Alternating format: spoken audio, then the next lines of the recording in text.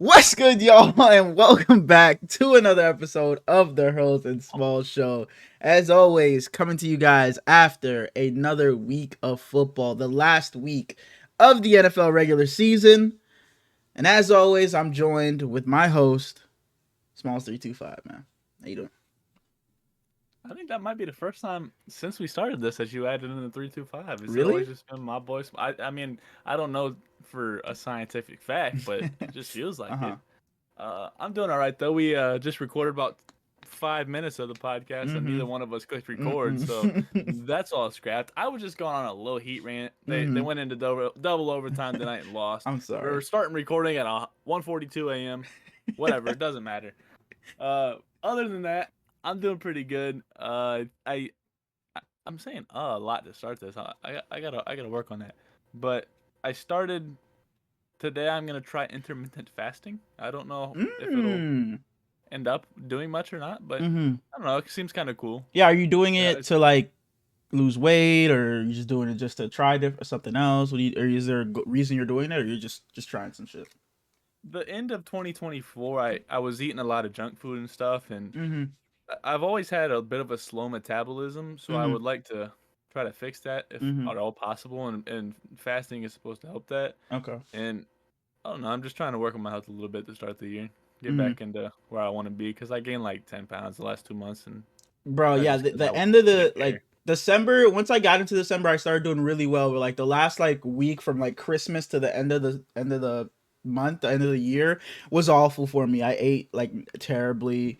It's not even that I was eating bad stuff, like I was eating McDonald's or some shit. I was just eating the right things, but just overeating them. So Ah, yeah, I was just eating a lot more I than wasn't. what I should have been.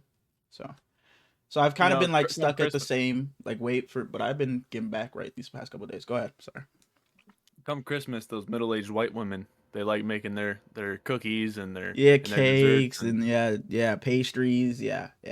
Like and I like have an cookies apple and pie in the brownies. fridge right now that I Ah, every now and then I just pull it out and I just grab a couple bites out of it, and I'm telling myself I shouldn't even be having it, but I just like apple pie, pumpkin pie this time of year. I'll just have so much of it when I really shouldn't be.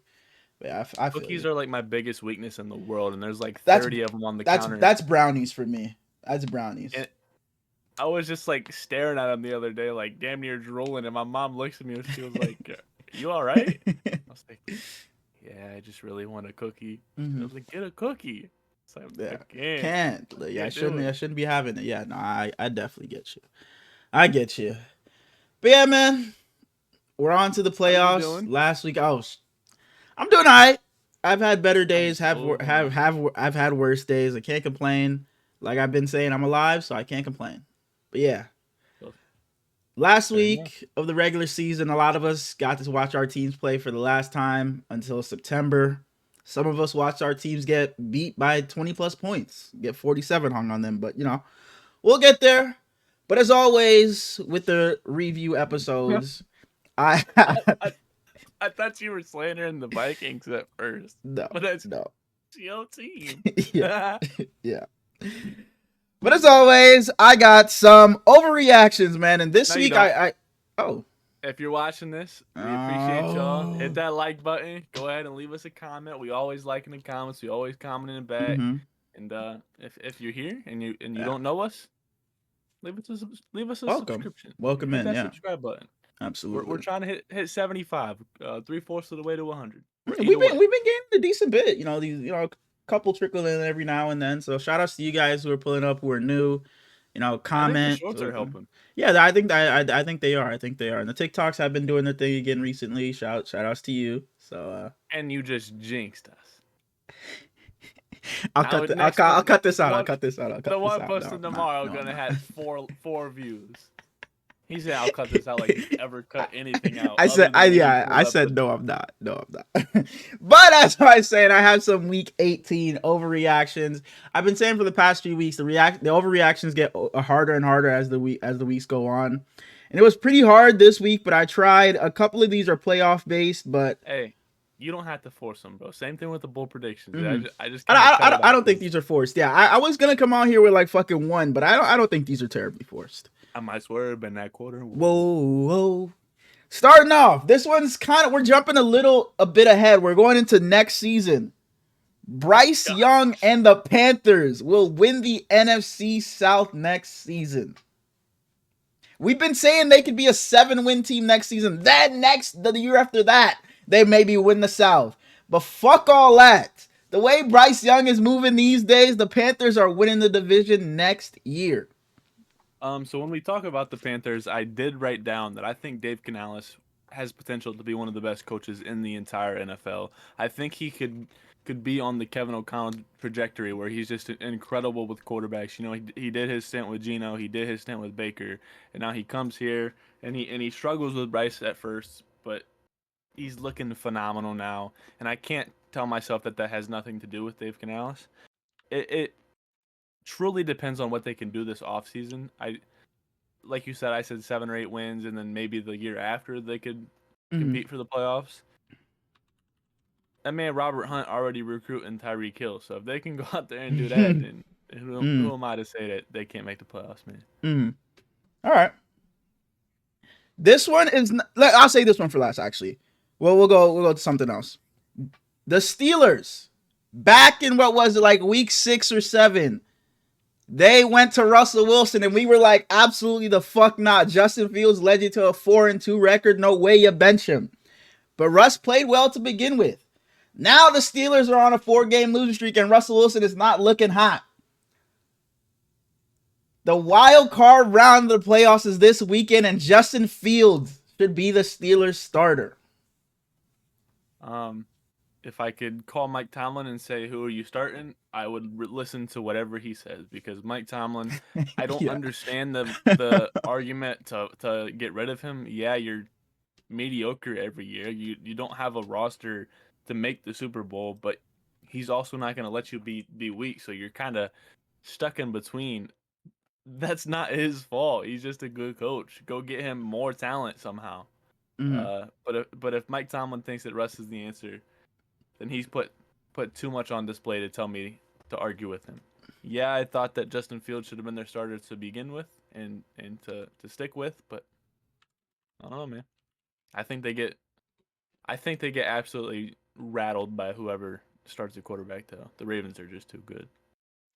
Fair. All right. With or without Jalen Hurts, the Eagles will beat the Packers in the playoffs. You're a Packers hater. I'm not a Packers hater. I'm not a Packers hater. I am not. I was telling Dark this yesterday, Dark and Suge. I honestly think if it's Kenny Pickett in at quarterback, if it's Jalen Hurts or Kenny Pickett, the Eagles are mopping the floor with the Packers. I just think the Eagles are in a completely different class. I just don't think the Packers stand a chance against those top 3 teams. And you don't think that's NFC. Crazy at all? No, I don't. Kenny Pickett's probably not going to play either. So you're telling me if Tanner McKee plays, you still pick them over Jordan Love? That's what I said. If it happens to be Tanner McKee, I would probably refrain from picking them, but I wouldn't be shocked if the Eagles pulled it out, because I don't think this game will come down to quarterback play. When you have number 26 in the backfield who's going to go and win Offensive Player of the Year, I don't think it matters. And then, like you were just about to say, the Eagles defense, that defensive line led by Jalen Carter, the Packers love to get Josh Jacobs going early, and there's probably no tougher matchup to go up against than the Eagles right now in the NFC. You have that defense and that defensive line in specific, and their linebackers. Zach Bond is probably an all-pro player this year, and if you can't get Josh Jacobs going early, I don't know if I trust the Packers to win a game.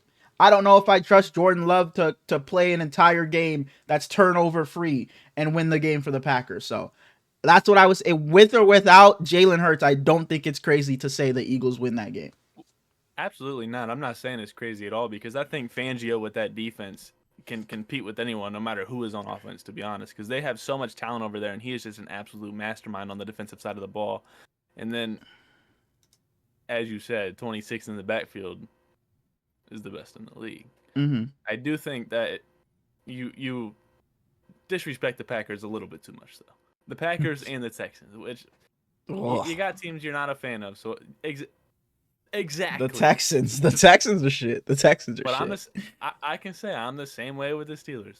I don't like watching the Steelers at all. It's not that I don't like watching the Packers. I just don't think they're as good as a lot of people make them out to be. All right, but this Steelers, is Packers.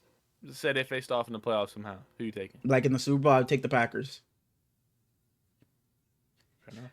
All right, this is the one that it's not really an overreaction. It's kind of just you choose. It's a this or that. I guess you could say. Which three? Go ahead. That.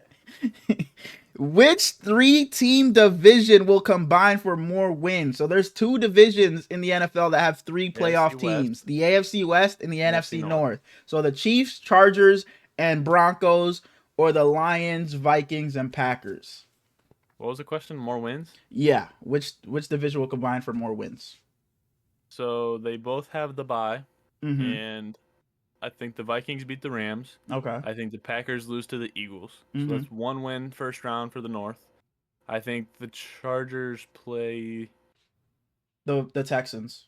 The Texans. I think the Chargers beat the Texans. Absolutely. And then the Broncos lose to the Bills. Fair. So they both get 1 win first round. Yeah. And then it's, who would that be? Chiefs, Chargers, probably. Yeah. Unless the Steelers beat the Ravens somehow. So it'll be Chiefs, Chargers. So the Chiefs get that second win there, and then Chiefs, Ravens, they get 2 wins. So the AFC West gets 2 wins. So it would be Vikings and the bottom. Who would the Vikings play? The Vikings play the Rams in the first round. You already said you have them. I know winning first games, round. I'm saying the second round. Yeah. Well, it'd probably be the Lions. It'd be the Lions. So it'd just be yeah. Unless the Commanders pull out a win against the Bucs, it'll be the NFC North because the winner of the Vikings Lions in the second round will make the Super Bowl. Okay. And you don't think the Chiefs are going to the Super Bowl, huh? Because you have a different team getting there. Yeah, they can't beat Lamar Jackson actually. Oh, they can't. No, they won't. They can't or they won't. $20. I asked they can't or they won't, and you talking about $20. But we can put money. We can put money up. So this is if they play each other. It's not like who goes further. Okay. What if the Ravens beat the Bills? What if the Bills beat the Ravens before they get to the Chiefs? Do I get the $20 from you? Or no? It's only if they play each other. See, that's what I'm asking. Only if they play. Okay. $20. All right, but yeah, that's all I got for my overreactions this week. So let's get into the review then. You want to talk about the review? Yeah, your pick'ems and the season finale of the pick'ems. The pick'em. No, we'll take the pick'ems into the playoffs. Is it close enough to even take it into the playoffs? No. Okay, never mind. We're gonna do the whole bracket for the playoffs anyway, so we can do a little bit different. Season's end for the pick'ems. You have a grand total of 179 wins. Hell yeah! You got 9 of 16 right this week. Not very good. Not very good. Yeah. But I also got 9 of 16 right this week. Okay. And I end with 171, so you beat me by 8 on the season. Okay, we'll take it. I mean, no, there's still enough games for you to, unless I fucking shit the bed I can shit the bed in the playoffs and you come back in the playoffs. We're done. We're gonna do the bracket and do something a little different. On the fantasy 4-man. Yes, sir. Oh my! He's saying we, so I know I lost. It's over. Now he's saying we. All right, go ahead. That's fuck you. We can also revamp this in the playoffs, but Lamar Jackson had 23 points. Carson Wentz had 4. He was terrible. Fucking put up a donut. I just snorted. Rico Dowdle had 16.5. Jonathan Taylor had 25. So that's 19 and then 9. So I'm up 10 on you there. Mike Evans had 18. Amon-Ra had 14. Jonnu Smith had 19. George Kittle had 5. So your quarterback and your tight end combined for under 10 points. Man, bro, that hurts, man. That hurts. For me to make the comeback. For me to make the comeback, win like 4 weeks in a row and, try to take this into the playoffs and I lose in the final week. I feel like how Joe Burrow probably feels right now, man. I did everything I could. No, because he didn't start Carson Wentz. Well, he needed Carson Wentz to win, and we both did. So it hurts, man. It hurts, but we'll be back next year, and hopefully better. I'm proud of the way I fought back though. But as you said, we can get into the Week 18 review, the final week of the season before the playoffs.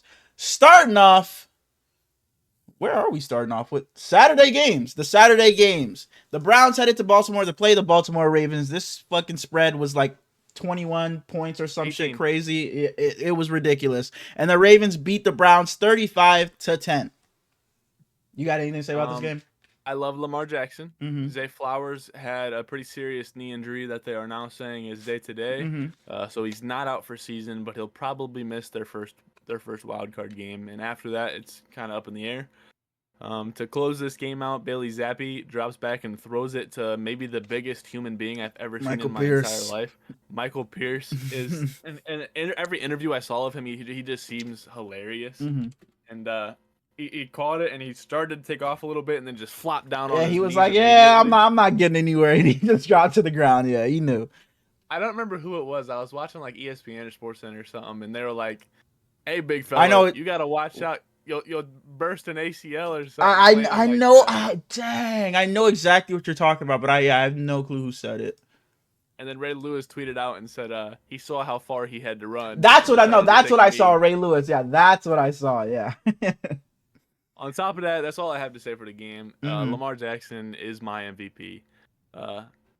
Deshaun Watson suffered a setback yesterday with his Achilles recovery, and as much as I dislike the guy, injuries aren't cool. So heal up, Deshaun. Yeah, well, soon. And then, as we were recording this, today is Jameis Winston's birthday. Shout out our guy. And then tomorrow, which is the day this releases, so if you see this, happy birthday, Lamar. Happy birthday, Lamar Jackson. Moving on to the better of the two Saturday night football games. The Cincinnati Bengals headed to Pittsburgh to play the Steelers. In that corner. Oh, and they beat the Steelers 19-17. Joe Burrow kept his playoff hopes alive, but in the end, it didn't matter. I tried to tell you Carson Wentz was horrible, bro. I never said Carson Wentz was phenomenal. I just said he's probably going to go out there wanting to make, another name for himself to prove he could, get a contract somewhere else. I didn't say he was going to go out there and fucking play 500 yards, 3 touchdowns. The way he performed, he's going to get the Ben DiNucci type song. He'll be back on the fucking Chiefs bench next season. He's not going anywhere. He is not going anywhere. What the fuck? I clicked onto the wrong game. Sorry. My apologies. Russell Wilson, as you said in your overreaction, has been really bad these last couple weeks. Mm-hmm. And then the topic of conversation around this game, George Pickens, other than the Bengals trying to still be in the playoffs, was 1, George Pickens, and then 2, Najee Harris and his 1,000-yard rushings. I literally wrote something down about this. What Troy Aikman said, is that what we're going to talk about? Mm-hmm. Yep. I literally wrote down Aikman shits on 1K running back yards. I literally was listening to this game at work, and I was like, damn, Troy Aikman? So I wrote it down. I was like, he's right. He's right. If you were to just look at Najee Harris's numbers and just see 1K every year of his career, he's been phenomenal. But Najee Harris isn't that great. And I was listening to this like, damn, he's just shitting on Najee Harris like that on the broadcast. Like, for me to say that, that's different because I'm not broadcasting the game. I'm not commentating the game. But he ain't give no fucks. And it's the truth. I agree with him. Najee Harris isn't as good as the numbers make him out to seem. But what are you going to say if he averages 3.9 carries or 3.9 yards a carry, which is not good, is awful. The average is 4.5.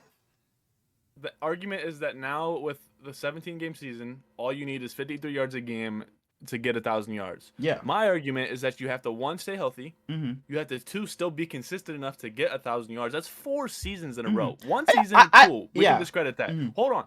Alvin Kamara has never had a 1,000-yard rushing season. Never. His career high is this year at 950. So for anybody to say it's not impressive, I think is complete bollocks because Alvin Kamara is one of the best of our generation. And yeah, he's more of a receiving guy. But Najee does everything he's asked of. And I just think it's a stupid ass fucking conversation, to be honest. Yeah, I think it's more so that what it just tells you is the numbers don't mean as much as people think. Like you said with Alvin Kamara, he's never had 1K, but you look at Najee, he's had 1K his entire life.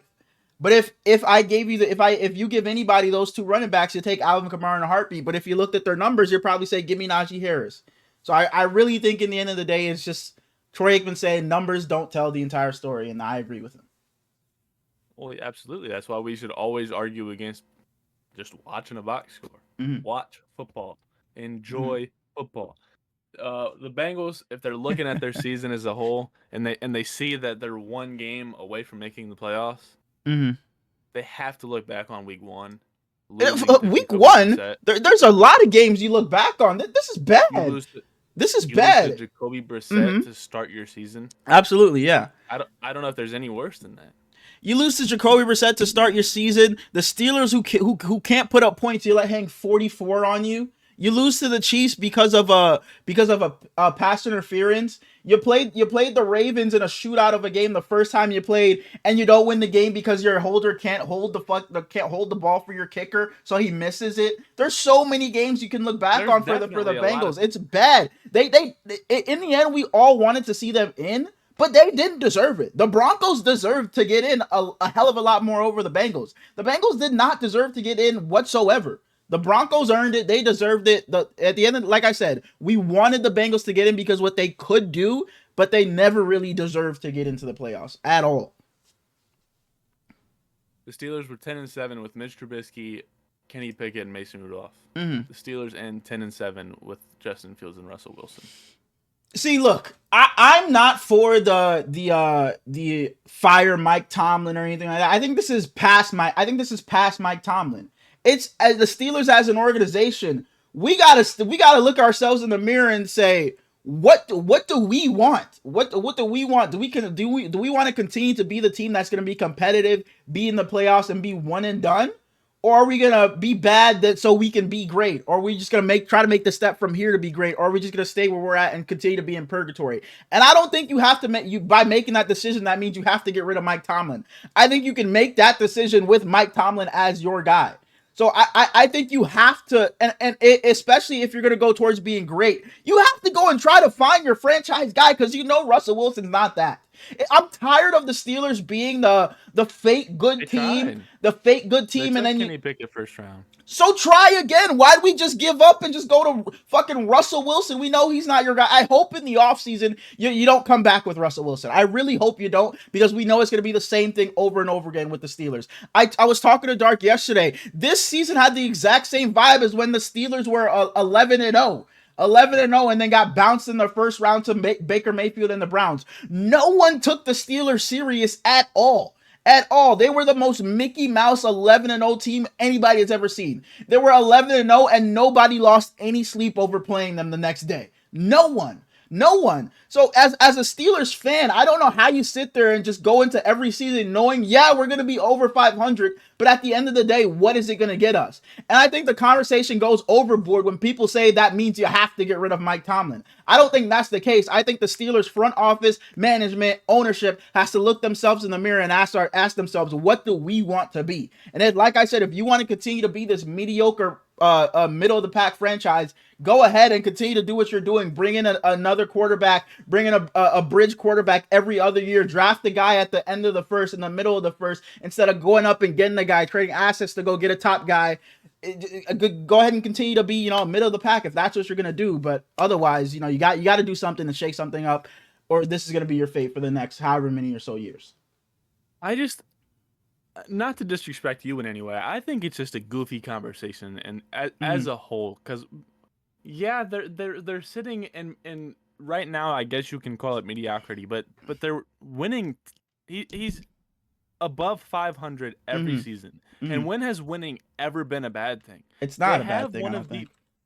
They have one of the best defenses in the entire league, and it's not like they sat on Kenny Pickett for years and years and years. They tried a new quarterback. They tried 2 new quarterbacks this year, and they just got to get some injury luck to bounce their way. They got to get the right matchup to bounce their way, and that defense can lead them to wins. I'm not saying that it'll be this year. I truly, in my entire heart, don't think they can beat the Ravens. But it wouldn't surprise me to my core if they did. I think 30 of the other teams in the NFL would take Mike Tomlin in a heartbeat. Absolutely. Unless you have Andy Reid. I don't get it. I'm going to read you out the Steelers' record over the past however so years. 10-7, 10-7, 9-8, 9-7-1, 12-4, 8-8, 9-6, 13-3, 11-5, 10-6, 11-5, 8-8, 8-8, 12-4, 12-4, 9-7, 12-4, 10-6, 8-8. It's like, at what point are we gonna say, we're not one of the top echelon teams, but we're not one of the bottom teams. And I don't think we can't say forever, well, if it breaks our way, well, if we get injury luck, well, if we stay healthy, well, if our defense can put it on for 3 games in the playoffs. Maybe if this was a 2 or 3 or 4 or hell even a 5-year thing for the Steelers, but it's not. It's been a 15-year thing for the Steelers. You can't just continue to say if things break right for us when it hasn't. It has not. It just hasn't. But I think I don't understand your point for bringing up the 15 years, because your argument against it was you didn't have your franchise guy, but they had Big Ben. They still had that defense. They had an offense around Big Ben at the same time. They just didn't have everything bounced their way. They're always competitive. It's not like they're just getting blown out ever. That's the thing. You're always competitive, but you're never great. It's like, why are you just okay with being stuck in mediocrity? I don't know, dude. I think they have been great. I think they've had great seasons. I understand your point, but if you go to the bottom half in the league and you say, would you take this decade sample size? And obviously, I know they're gonna take it because anything is better than what they're going through. Yes. But I don't understand the argument to why you would want to break up. You can't. I don't think that's what it's about. As a team that's in the middle, you shouldn't be looking at the bottom and saying, let's say me, for example, us. We'll say we're middle class men. It should be like, we're looking at a homeless man. Well, at least I'm not him, so I'm good. I don't need to be a multimillionaire. I don't have to take this promotion or raise at my job because at least I'm not him. I'm getting by, so I'm fine. As long as I'm not him, I'm okay. Which I think is just a terrible mentality, and I think that's not to say that's one-to-one to what the Steelers have, but in a sense, that's what it is. It's like, oh, we're not the bottom of the league. We're not the top. We're just in the middle, and we're okay with that. And I think that's just not okay to have that mentality for such a long period of time. If this was, like I said, if this was a few-year thing, I think that's okay. But even those seasons, these numbers I read out where the Steelers are 12-4 in 2020, no one thought they were going to win the Super Bowl.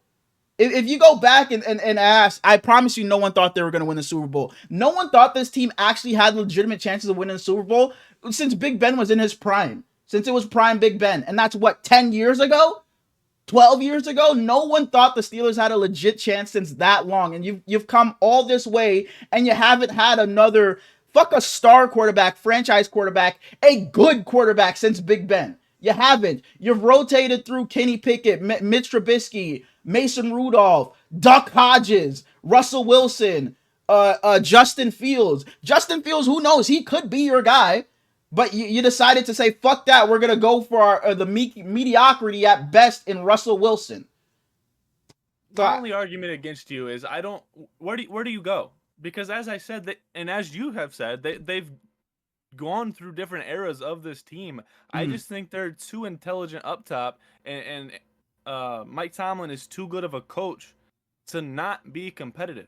And you went through having James Harrison and that defense then dominate games, and they're a defensive-oriented team. They've always been the steel curtain. The steel curtain the Pittsburgh Steelers have always been a defense. And they have T.J. Watt now, and they're still dominant defensively. They had Big Ben, and Big Ben moves on, and they had a couple down seasons. They draft Kenny Pickett first round. They tried to take their guy, and that didn't work out. And they haven't taken a first-round quarterback right away again because they tried to give him some seasons. This is the first year they didn't have Kenny Pickett. and they didn't have a high enough pick last year to really take a chance on them, and they went for Russell, or they went for Justin Fields. And I think that was brilliant. I'm saying all this, but them getting out of this purgatory doesn't mean they have to just tank. You could also try and go in the other direction. If you're not going to draft the guy, send some assets away for some other guys that boost some holes in your roster. It doesn't have to be a draft. You can trade those assets and go get other guys. The Steelers have been in this every offseason when a wide receiver requests out. What do we see from the Pittsburgh Steelers? That receiver photoshopped into their uniform. I'm sure we'll see it with Tyreek Hill in the coming weeks. I'm sure we'll see it. Brandon Ayuk asked out. We saw Brandon Ayuk in the uniform. Devontae Adams asked out. We saw Devontae Adams in the uniform. What did they end up with? Mike Williams. It's like the Steelers have to go and make that big time move if they want to be top dogs in the AFC. They're just sitting in this middle of the pack, and they can compete with the team on any given day. But in the long run, you don't see them beating the Bills, Ravens, and Chiefs to get to the Super Bowl. Absolutely not, because that would have to be the path they take. The Bills, Chiefs, and Ravens. And no one in their right mind would pick that. But on any given one game scenario, sure, they can compete, but no way they're going to beat all three of those teams in a row to get to the Super Bowl. And that's just to get there. That's just to get to the Super Bowl. Then you have to beat the Lions, the Vikings, the Eagles, or whoever come out of the NFC. And there's just no way anybody would think the Steelers can do that with this roster construction that they have. And that's been the case with them forever.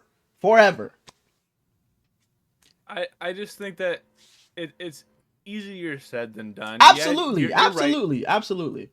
You're completely right. They need more. They need more weapons. I think that Freiermuth is one of the upper tier tight ends in the league. Mm-hmm. You got to remember, as much as you hate Najee, they took Najee first round. He was supposed to be way better than what he is. Mm-hmm. George Pickens was supposed to be much better than what he is, and yeah, he's still great, but they don't really have anyone besides. And then they found a couple guys. Exactly. They found Juju, then he flamed out. They found Chase Claypool, then he flamed out. So they've tried. But if it's not going to work through the draft like it hasn't, because like we said, Juju, he looked like he was going to be your guy. What was he, a second rounder? You took Chase Claypool. He looked like he could be one of your guys. It didn't work out. Najee, not that he could probably be your running back if this team is a great team. He probably can be, but he's not going to turn this franchise around. Most running backs won't, but he's not even in that top echelon to do that. You took Kenny Pickett, and he's obviously not your guy because he's not on your team anymore. So if this is what your top picks are going to be, why not package those picks together and try to go get something bigger, go get something that's already established, something that you don't have to let develop and see maybe this pans out for us. Go get something that's already set in stone, something that can help turn your franchise around. And that's all I'm saying. That if the Steelers decide to go away from this middle of the pack, I'm not necessarily saying they have to blow it up, because that team is too talented to just say, fuck it, we're trading everybody. So I think they should at least try and go in the other direction and try to be one of those top teams. Because I think it's like, okay, we'll make this one change and come and run it back with this team. Then let's see what we'll do. Okay, that didn't work. Let's make this one change and come back with the same team, see if that works. And I just don't think that's, the right mindset to have if you're trying to actually legitimately compete and win a Super Bowl. I understand what you're saying. I just... I get what you're saying, but... I think they have to. That's my only argument. Okay. All right. We spent a lot of time on this game. We're only 2 games in. Also, yeah. Go ahead. The Bengals fired Lou Anarumo. Their defensive corner, and I don't think that was a good move. Because it's hard to coach a defense. And I thought he was like maybe this season it doesn't look so good, but I thought. He had a good tenure. Exactly. I thought he was solid in the past. I think just because this year, I think because this year he had nothing on that defense. You drafted so many pieces on that fucking defense, but they all stink. So what do you want him to do? Let's move on. Dark, you're welcome for that fucking Steelers segment, that fucking 30-minute segment you got. Moving on to the Carolina Panthers, heading to Atlanta to play the Falcons, and the Panthers beat the Falcons 44-38. Bryce Young, I talked about him in my overreactions. He balled out, looking like Lamar Jackson, Steph Curry throwing a pass and then looking away, knowing it's already a touchdown. He goes and wins this game in overtime against Michael Penix, who also played his ass off. Go ahead and spew your propaganda about your boy. I already know you're going to do it. Go ahead. That's my guy, man. That's my guy. The world turned against And him. 5 total touchdowns, bro. He balled. Should have been 6. Should have been 6. And I saw a dude on Twitter post we trying to make the playoffs and Bryce Young just doing all this. He got a hater for life in me. and he's probably not the only guy, dude. There's probably a lot of Atlantic people. Atlanteans? Is that a word? Like, I was trying to figure it out. But there's probably a lot of people from Atlanta who are like, Bryce Young, you're gonna get yours. But Bijan had an interview after the game, and he was like basically in tears talking. He was like, he said it's tough not completing the goals you met. He said he'd go out there and play another whole season just because the momentum they had. And he's been so good these past like 10 weeks. He started slow, but these past like 10 or 11 weeks, he's been phenomenal.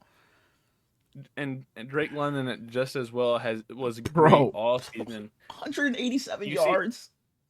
You see him and Penix dap up after the game? No. They dapped up, and Michael Penix, he looked at him and said, "Hey, it's coming for sure. We clicking." It's beautiful, dude. Michael Penix at quarterback. You got Bijan at running back. If only it was clicking Drake for somebody else. 2 catches, 15 yards, man. He's bad, bro. Don't talk to me about that bomb. If they played Michael Penix, season, that's fantasy Super Bowl champion. That bum you're talking about. That's fantasy Super Bowl champion you're talking about. Shit. Don't talk to me about that bum, bro. Mike Evans put your team on his back. If the Atlanta Falcons start Michael Penix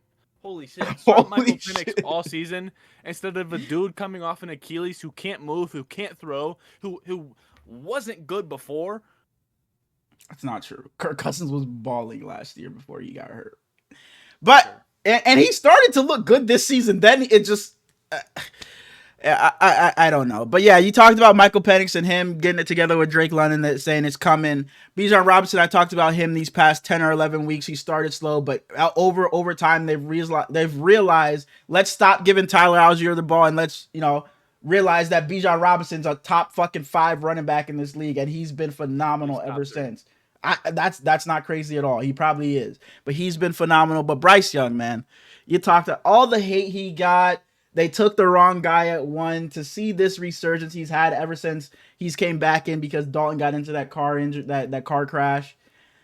Man, bro, and he just plays with a smile, bro. He's just a guy that just smiles, and no matter what, he like we talked about last week, he got hit, got drilled, got up looking to see what happens, gets up smiling, bro. He's just always gonna smile no matter what, man. So shout out to Bryce Young. Panthers, hopefully you guys can build a decent team around him, and next season I'm looking forward to watching some Panthers games, man, because they look fun. By Cam Newton. Yeah, and he got the seal of approval. And I've been seeing because there was something on Twitter I seen. It was like a screenshot of Rod Wave's Instagram story, and it was like, at Bryce Young, give me a call. And then they're like, I don't know what Rod Wave said to Bryce Young, but ever since then his ass has been balling. So I really don't know what Rod Wave said to him, but shit, man, say it again. Say it again, because Bryce Young, man, been broke so many times. I really don't know. Did he sing to him? Like, what could he have said? What would Rod Wave say to Bryce Young? It's like, bro, shut the fuck up. Like, what are you talking to me for? Well, yeah, man, shout out to Bryce Young. Shout out to Michael Penix, man. 2 young quarterbacks in the NFC South, so we get to see them go at it a couple times every season, man. Shout out Dave Canales. Again, gonna be one of the best coaches in football. Moving on to the Texans playing the Titans. I didn't care about this game. Dameon Pierce. All right. Moving on. Brian Callahan already told Will Levis that they're bringing in another quarterback this offseason, whether it's through the draft or free agency. He said there's going to be a competition. Like, to not even wait fucking 2 days after the season, that's so funny, bro. And the crazy part is the world's not even sure if Brian Callahan's is the guy. Right. But like he might get fired still. Moving on to the New York Giants headed to Philadelphia to play the Eagles. This game didn't matter much at all either. Last thing. I think it's hilarious that the Tennessee Titans wear their Houston Oilers jersey against every time they play the Houston Texans. Tanner McKee is like 6'7", dude. He's gigantic on that football field. Tanner McKee, bro, he's been decent, bro. He's been decent when he has played. When he had to come in when Kenny Pickett first got hurt, Then when Jalen Hurts got hurt, then Kenny Pickett got hurt, then he had to step in these past few games, and he's looked. Let me not say good or anything, but he's he looked good. Okay, yeah, but thank you. To be your third string guy, he's looked good. He's looked very good. So this is why I said I don't think it's crazy to say if he has to go in and play the Packers, he can pull this game out for them. I don't think it is at all. 269, 2 touchdowns, completed 65% of his passes. And this is without Saquon Barkley. Will Shipley's their leading fucking rusher in this game. It's not even fucking Kenny Gainwell. Now, if you have 26 in the backfield, you have 11 out wide, you have 6 out. No, I'm just speaking this out in general. This is not directed at you. But I just said you a damn hater. But yeah, man, I really, liked what I saw from him, but then the starters didn't play in this game, so there isn't much for me to say. But I like what I saw from Tanner McKee, so I think if he needs to play in the playoffs, I don't think they can go any further than that. I think if they win the first round, I think they'd get bounced if Tanner McKee's still their guy. But I think he can hold it down for them against the Packers in round 1. I think they can beat anyone except the Lions and the Vikings with Tanner McKee. Honestly, I think you're right. Yeah, I think you're right. I think you're right because they wouldn't have to play the Lions or the Vikings in round 2. It'd probably be the Commanders or the Bucks or that's it. That's it, isn't it? So yeah, absolutely, yeah, you're right. You're definitely right. I think they can. So yeah, if they get to the NFC Championship, hopefully Jalen Hurts is back by then because you probably don't win there. But you're right. I think they could win. So they definitely could win a couple of games. What if it's Kenny Pickett? Does that change your mind? Would you rather see Tanner McKee in over Kenny Pickett, or no? That doesn't matter. You think they win regardless? Know. Okay, all right. As I said earlier, I think that defense is just otherworldly. Moving on to the Jacksonville Jaguars playing the Indianapolis Colts. The Colts win 26-23. I said no, and you just kept talking. I thought the no was like you didn't even want to talk about this game, so I was just gonna finish that and be like, all right, fuck, we're out of here. You didn't even talk about the Giants at all. What the fuck Go ahead, talk about the Giants. Talk about the Giants. All I was gonna say is that it was already announced that Brian Daboll will be back next year. Yeah. And they're keeping their GM Joe Sco in as well. Shane. I swear it's pronounced like Shane. Isn't it something like that? I don't know. Okay. I don't really care. He shouldn't be there. All right. And as much as I liked Brian Daboll, I talked very. Yeah, you were a very big defender of him this season. I don't think they should have brought him back. I think that he lost. I think he's a great coach, but I think he lost the locker room.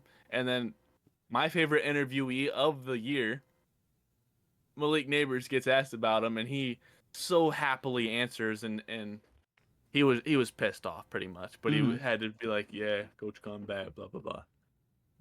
Jags Colts. I did not attempt to watch a second of this game. Let's move on. No, we can't do this, bro. Such is gonna be pissed at us. The Jaguars are keeping their GM. They fired Doug Peterson.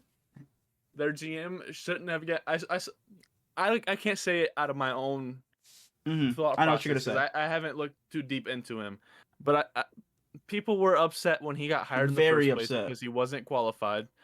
He should have gotten fired before now, and now they're giving him another season on top of this. He keeps Doug Peterson all season for a reason that we couldn't understand, let alone the it was to the point where it's like, is he coming back next season? It was like, I mean, if you don't fire him now, is he just your guy? It's like, we didn't know. But yeah, sorry, continue. And they did fire Doug Peterson finally, so they're giving a new coach a fifth top 5 pick. They're giving a new coach top 15 quarterback. I don't fucking know, bro. I would say so, yes. Though. I would say Trevor Lawrence. They're giving a new coach a very qualified quarterback. It's like you have a quarterback that could become your guy, your franchise guy. And you got weapons. You got BTJ. You got Brent Strange, who showed flashes. Evan Ingram. But yeah. I need them to go get one of the guys that can build a culture. That's what Jacksonville needs. Absolutely. They definitely do need a culture. It felt like Doug Peterson was kind of the flashy guy because he came from Philly, and they did the Philly in the Super Bowl with Nick Foles. Felt like he was kind of the splash guy, and they tried it with Urban Meyer. That didn't work. He tried to go Doug Peterson, but that just felt like they felt like such a big splash. But I definitely do think you're right. They need a guy that's going to establish a culture over there. So what is his name? Urban Meyer is a Buckeye to the core, dog. I love Urban forever because of his stint with us. He got us a national championship. Shout out Ezekiel Elliott. He brings in Tim Tebow, puts him at tight end because The of his most ties. crazy thing I've ever seen, bro. Florida. He brings in fucking Carlos Hyde to be his running I back. love Carlos Hyde. I will always love Carlos Hyde, former Niner, Carlos bro. Hyde wasn't even in the league. I always love I will always love Carlos Hyde, bro. Where'd he go to college? Couldn't tell you, but I love him. I literally just said former Buckeye. Former Buckeye Carlos Hyde, man. I will always love him, man. Number 28 for the Niners, man. Urban's ass was crazy though, bro. Absolutely. Buckeye to his core though. Love you to death. And then the Colts part ways with their defensive coordinator. Gus Bradley. Really. And their defense was god awful, so can't blame them. Move on. All right, moving on to the Commanders playing the Dallas Cowboys. The Commanders beat the Cowboys 23-19. We got to see Trey Lance the entirety of this game. We got to see. How did we see him? We said it last episode. Cooper Rush needed 2.5%. Oh my, like that, yeah, that's like, but that's crazy, man. And they're before week 18, they were showing off all the guys and what they need to go get their incentives. It's like Mike Evans needed his yards and catches. Calvin Ridley needed some touchdowns. Tony Pollard needed some yards and catches. And to see Cooper Rush needing his little just 2% more, and y'all don't fucking play him. I hope maybe it's like, oh, we just wanted to see what we had in Trey Lance, but to do that in week 18, it just feels so suspect. Yeah, and just like Jerry Jones, you're a fucking billionaire. Give the man his money. But Marcus Mariota, man. Marcus Mariota, we talked about it when Jaden Daniels first got hurt. Hey, he ran this offense to a T and still looked good, and he did it again. Joe even texted me like Mariota can do it, and he looked. What are you about to do? What do you got to say? Go ahead. Who caught that touchdown to win the game? Who caught it? Who caught it? Who did it? Shout out the Buckeye. Shout out the Buckeye. Did you not know? No. I have the game up, but I'm just like, shout out the Buckeye, because I already fucking know. But Joe texted me in this game. While this game was going on, I forget what he said, but it's something along the line like Mariota can get it done too, and he's absolutely right. Marcus Mariota can step in. I don't fucking know either, but Marcus Mariota can step into this offense and and operate it at a decent to high level. So who knows? Maybe Marcus Mariota can go get himself a little job somewhere else. Maybe he can go get another 1-year deal. But his last thing with the Falcons didn't look too hot. But who knows? He looked horrible. Maybe that's because Arthur Smith was there, and shout out Darko. I know how much he loves Arthur Smith. But yeah, Trey Lance, you talked about talked about it earlier. He looked decent. Man, I just want Trey Lance to get a shot somewhere. I don't know when or if it's gonna happen. It might have to be to never want to wish on injuries, but it seems like that's the only way he's ever gonna get another shot in air quotes in this league. Because I love Trey Lance, he's so talented, but he was just such a raw prospect. But I really think he can be decent in this league, man. I have so much faith in Trey Lance. So Trey, man, we'll see you in the pod. The season's winding down. You're about to head to Cabo, wherever you're going, Cancun for the off season. After that, make sure come see us, man. Come hop on the pod. And while you coming, I know you got that connection. You gotta have his phone number. You played with him all season. Let me talk to Zeke. That'll just be a solo pod, you and Zeke. There is way more to talk about to Ezekiel Elliott than there is to Trey Lance. National championship, one of the greatest running backs of our generation, and you talking about let's talk to Trey Lance, the dude who has 4 career starts. A dude who we traded 3 first-round picks for and then never gave him a chance. But let's talk to him instead of one of the greatest running backs we've ever seen with our own eyes. Take it back. Say you're sorry. I apologize. That was wrong of me. I apologize. Bears-Packers. Yeah. Bears beat the Packers 24-22. This game was primarily played by Malik Willis. I didn't watch a second of this game, so you can take the floor if you'd like. Jordan Love got and they were saying it was an elbow injury, and late in the fourth quarter they're down, I want to say 5 points, something like that. And he comes out, is warming up, and whoever was commentating this game was like, "Oh, they must have seen the Commanders score. The Commanders are losing. If they win this game, they don't have to play the Eagles." And he's firing balls, trying to warm up, and he never ends up coming in, and they lose on a game-winning field goal. Did you see like the dance afterwards? Bro, Cairo Santos, you are crazy. They snapped an 11-game losing streak. They hadn't beat the Packers since 2000. What year? They haven't beat the Packers since, I'm going to say, 2019. I was a freshman in high school, 2018. Wow. Shout out. That's Mr. Trubisky, right? Is he there? No idea. Well, shout out to Mr. Trubisky, Probably even if he was there. I think he wasn't there. Drafted 2017. So shout out to you, Mitch. Crazy. The Bears asked for permission to interview Mike McCarthy. Mm-hmm. I don't know how much I agree with that, but they're awaiting a response from the Cowboys. And if the Cowboys deny permission, they would have to wait until January 14th, and his negotiating window would expire, and they could interview them. And Mike McCarthy has a 19-7 lifetime record versus the Bears, and maybe that's why they like him. And then on the Packers side, shouts out to Christian Watson. He's probably out for the season. Yeah, ACL, MCL. I hate when I see it's like you didn't only tear your ACL, but it's ACL, MCL, PCL. It's just everything in your knee is just blown up. So, yeah, get well soon. We probably don't even see him next year, to be honest, because he got so hurt late into this season. So get well soon, Christian Watson. We're wishing you the best. And their offensive statistics look way better with him on the field, so that hurts them a lot. Moving on to the Saints going into Tampa Bay. I texted you in the late third quarter and said that Baker Mayfield had to have been shaving points because, brother, he was unbelievably ass. Unbelievably ass. I thought that we were seeing him in the longest yard too. Bro, and I forget what game it was earlier. There's a couple games where it's like the Raiders, where Baker Mayfield will just have a stint where he's like, boy, Baker, what the fuck is going on? Where he's just fumbling the ball, throwing an interception, making a bad throw. It's like, where's the MVP Baker I've seen all season? But then he'll start to tighten it up and finish out the game strong. But yeah, the big overarching story in this game was Mike Evans 1K, and Baker Mayfield said in his post-game presser, they asked him, what were your thoughts when Bucky Irvin took it in for the touchdown? And he was like, shit, I can't be the one to not get Mike Evans the 1K. And they get the ball back with like 38 seconds left. They're only up 8. So if the Saints pick him off, take it to the crib, the Saints can score and go for 2, and then we're going to overtime. So they call a nice little play, a little pick, and Mike Evans just hits a little out route, and he gets the first down, not the first down, but gets his 5 yards and then some, and just throws the ball into the ground, starts celebrating. The safest play possible. He just had to get him the ball, and Mike did the rest. You saw it. Mike was he was so happy, and it was such a feel good moment. Everybody jumping all over him, and they just showed him walking down the sideline, and everybody was just standing there ready to give him a high five, a hug. So it just felt good to see him get it because he wanted it. What do you think he was more excited for? That continued record of having 1,000 yards, or that $3 million incentive?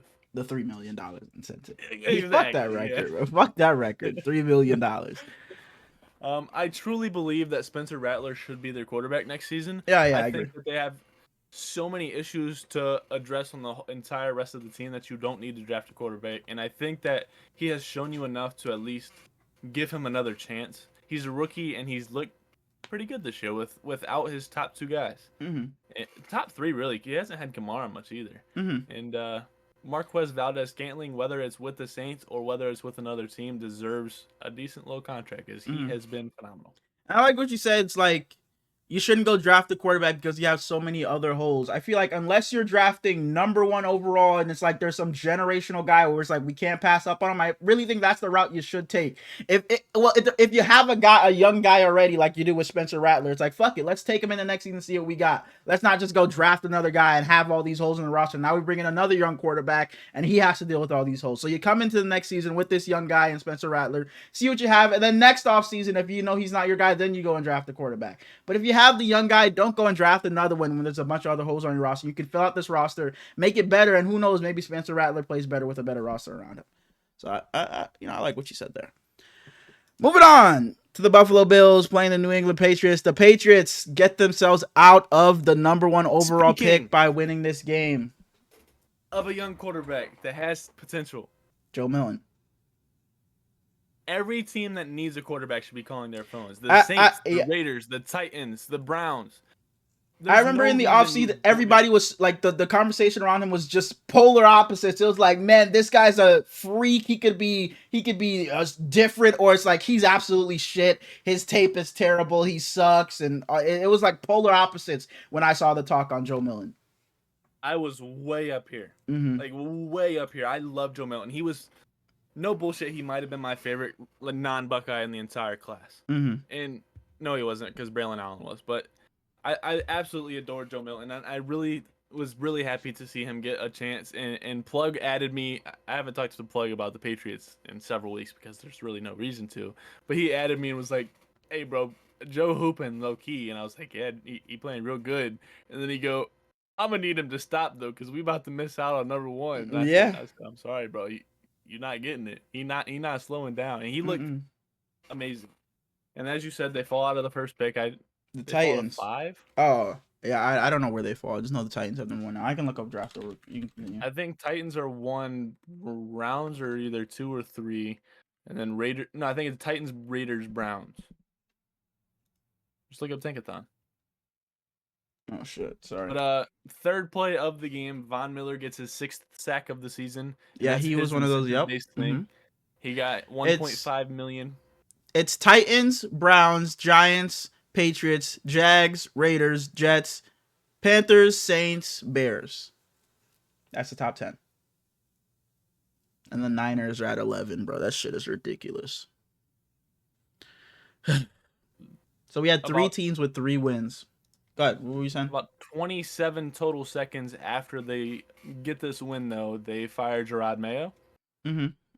Maybe the fastest I've ever seen a team fire their coach after. Bro, it was like, did he even get back to the locker room? Did he like finish breaking down the team for the season? Boy, Robert Kraft gave no fucks. You're gone. You're gone. And I know a lot of Patriots fans and just fans in general were kind of low on him. I'm not sure where I really stood on him, to be honest. I don't really know if I have a strong opinion either way. But I know a lot of people weren't too happy with him, and so I guess shout out to you, Patriots fans. I like defensive coaches, and I feel like they build culture. I feel like defensive coaches are just bring a culture and just bring a different vibe to a team that I feel like young teams especially really need. Like you saw it with the D'Amico Ryans. I would rather have a defensive head coach with a really good offensive coordinator than the other way. And I think it was cool that they like handpicked him after Belichick was gone, and they were instilling a whole lot of confidence into him, and it was like, this is our guy. Our guy. He was built up to be their guy. And he could have been there for a long time if he wasn't a complete jackass. You can't go into interviews and talk down about your players every single time. And guys like Christian Gonzalez, who seem like the most positive people on that team, are still like smiling when they're talking about him getting fired. And it's just bad. It's just bad. All right. Rooker signed to the Athletics. But yeah, that's all I have to say. We can move on. Chargers, Raiders. The Chargers and the Raiders. The Chargers beat the Raiders 34-20. This game was good for the Raiders, I guess, because they, propelled their draft odds. I don't know if you have a bunch of shit to say about this game. This shit didn't matter to me. This game was good for the Chargers. They moved to 6 to play the Texans, which is phenomenal for them. The best part about this game is Quentin Johnston caught 13 catches on his 14 targets. A guy that they say can't catch. Had 13 catches for 186 yards. That's beautiful. Everybody has been saying all season, for the last 2 seasons, really, that Herbert has no weapons, and that's, I can't argue with that. But I think that they're doing a great job where they're using their run game and they're using a bunch of pieces, allowing Quentin Johnston and Ladd McConkey to build themselves up to be their future guys. Harbaugh is brilliant. J.K. Dobbins didn't even have a crazy game or anything, or fucking not even a good game, but you just see what he did. Like, when he's in, this offense is just completely different. You talked about it. They don't have a bunch of weapons, but when they have just a fear of the run game, they will run it, even whether they're averaging 1 yard a carry or 10 yards a carry. They're going to run the ball. And when you have J.K. Dobbins in, and he still puts that fear into the defenses, it just opens up the game so much for Justin Herbert. And receivers like Quinn Johnson, shout out to him, having himself probably his best game of his career. I hate that Gus Edwards got hurt, but I truly believe Hassan Haskins is better. And the biggest news about these two teams. Go ahead. What happened? What happened today? So I'm at work, just chilling, and I look at my phone. I feel my phone vibrate in my pocket. I take it out of my pocket, and it's Ezekiel Elliott is signing with the Los Angeles Chargers to make a playoff push. And I screenshot it, send it to Smalls, and I tell him, welcome to the family, welcome to the team. Enjoy this playoff run we're gonna take you on. Hey, bro.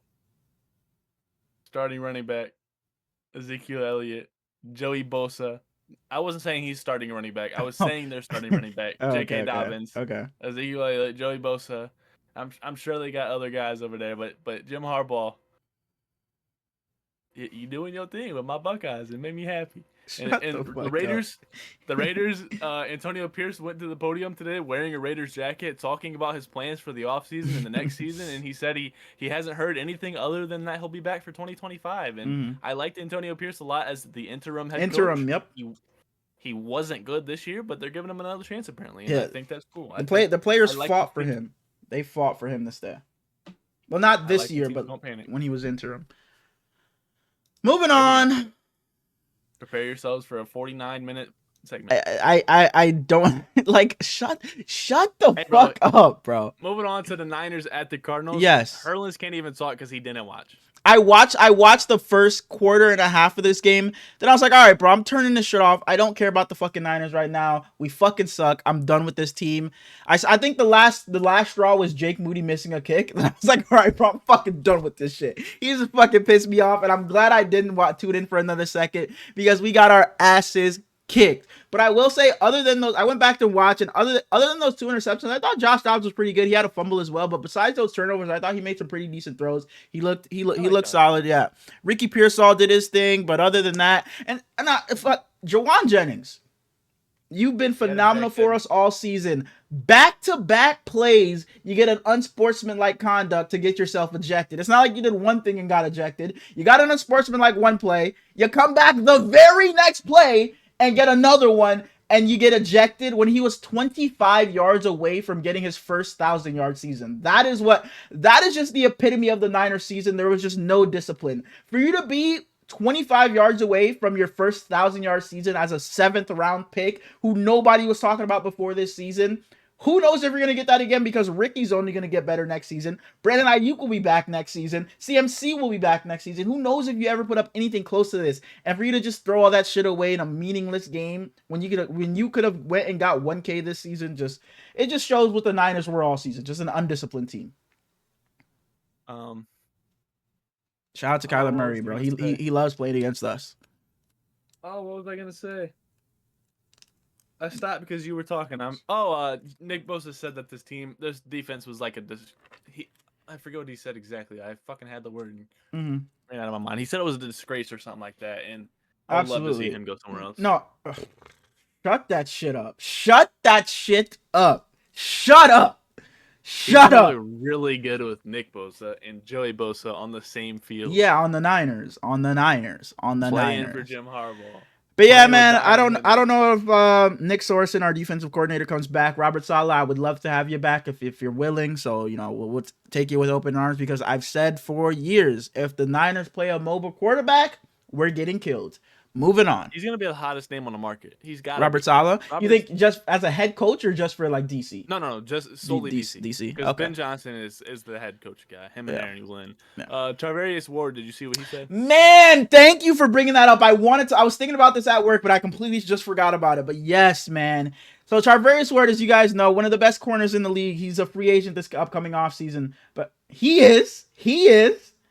But he says he doesn't know what he's going to do this offseason, being he doesn't know if he's going to re-sign with the Niners, strictly based off the fact that every time he comes back to San Francisco, he has PTSD of his daughter passing away. And to read that just sucked, bro. Like, not because he doesn't like the team, because he doesn't like the roster, he didn't fit, just because it's the fact that your daughter passed away there. You just can't relive it. And he said his wife even struggles to come back to California because of the PTSD she has. So, you know, Charvarius Ward, I loved having you on the Niners. Whether you're with the Niners or not, I'll be rooting for you, man. And I hope you can get through. You know, probably never forget it, never move past it. But hopefully you can, you know, find some peace, and hopefully, you know, you get well soon, man. Because that really, it sucked to read, bro. The fact that he doesn't even know if he's gonna resign strictly based on the fact that you passed away here, man. That sucked. But moving on to the Kansas City Chiefs. Heading to Denver and putting up a big fat fucking donut because Bo fucking Nix had more touchdowns than incompletions in this game. Hey, bro, we can move on fast. Carson Wentz sucks. Bo Nix was phenomenal. Carson Wentz sucks. Yeah. There's nothing else to say. All right. Sorry. Got a little overzealous. Oh, we got something to talk about in this game. I don't know if it's about the game in general, but there are some things to talk about. The Miami Dolphins headed to MetLife to play the Jets, and the Jets beat the Dolphins. Seahawks, Rams. Oh, did I? Shit. My fault. Seahawks, Rams. Seahawks headed to SoFi to play the Rams. You said that, I was like, what is he going to talk about here? So I saw you and I was like, oh, you don't give a fuck about the Tyreek Hill news? But my fault. The Seahawks beat the Rams 30-25. Would you like to go ahead and talk about this game then? The Seahawks are the only 10-win team not to make the playoffs. It was Mike McDonald's first season, and I think he did a phenomenal job. They also, their offensive coordinator, Ryan Grubb, was fired after one season. It seemed like all of social media agreed with the move. I don't fully understand why. I guess I'd have to deep dive into it more. I agree. I was like, like I said, I wasn't in the know as much, so I can't have some outlandish opinion. But just what I know from an outsider's perspective, the Seahawks offensive line has been garbage these past few seasons. So what more did you want from him? Geno did his thing. K9 was in and out of the lineup. So continue. Go ahead. Sorry. The offensive line wasn't quite as bad as they were showing because the schemes and stuff that he was running this season, especially like this was his only season. So the stuff that he was running this season was like kind of setting them up for failure, to look worse than what they actually are. Okay. And the running game was terrible. Yeah, but K9 was in and out. K9 was gone. Yeah. And when Charbonnet played, he looked great. And this has to be one of the more intriguing offensive coordinator solely positions because they have a lot of talent over there. Hey, dude, the Seahawks have talent, man.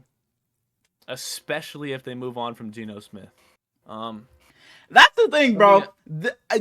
Geno's not bad in any facet. Whoa. That sounded disrespectful as hell. I solely meant because of their backup quarterback. No. I don't mean because of their backup quarterback. And they're not going to move on because he just paid Geno, but if this team had a fucking like top tier quarterback, I think the Seahawks could be really fucking good, bro. They have the talent all over the place. They really do. Yeah. All right. Shout out to Jimmy G. You looked actually pretty decent in this game. Something I saw was what happens if the Seahawks, not the Seahawks, the Rams and the Chargers both make their conference championships, because that's a real question, and they both play in the same stadium. They play on different days. The obvious answer is they just have them play on different days. Well, yeah, if it's a conference championship, the one's on a set. Oh no, it's championship Sunday. Holy shit! Yeah, boy, one would have to play 9:30. One would have to play at fucking 8 p.m. No, they have. No, the funniest comment was because it's championship Sunday. The Giants and the Jets have shared stadiums for years, and it's never been an issue. Never been a worry. Wow, that's crazy. Yeah, so I guess you just have to, or maybe it's like just some shit where it's like you don't even put the logo in the middle, you just put the NFL shield. You know what I mean? And the end zones are just NFL. They just don't even. And I'm sure they could just change it. They could just change the screens to have the Ram stuff after the fucking Chargers play. So I'm sure. Different dates. All right, now moving on to the Dolphins heading to MetLife to play the Jets. They beat the Jets beat the Dolphins 32-20, but the story coming out of this game was Tyreek Hill and his comments going to the podium. He posted on Twitter his head photoshopped on AB in the same stadium in MetLife when he walked out on the Bucks. So it looks like he wants out, man. This is so crazy. He refused to go in.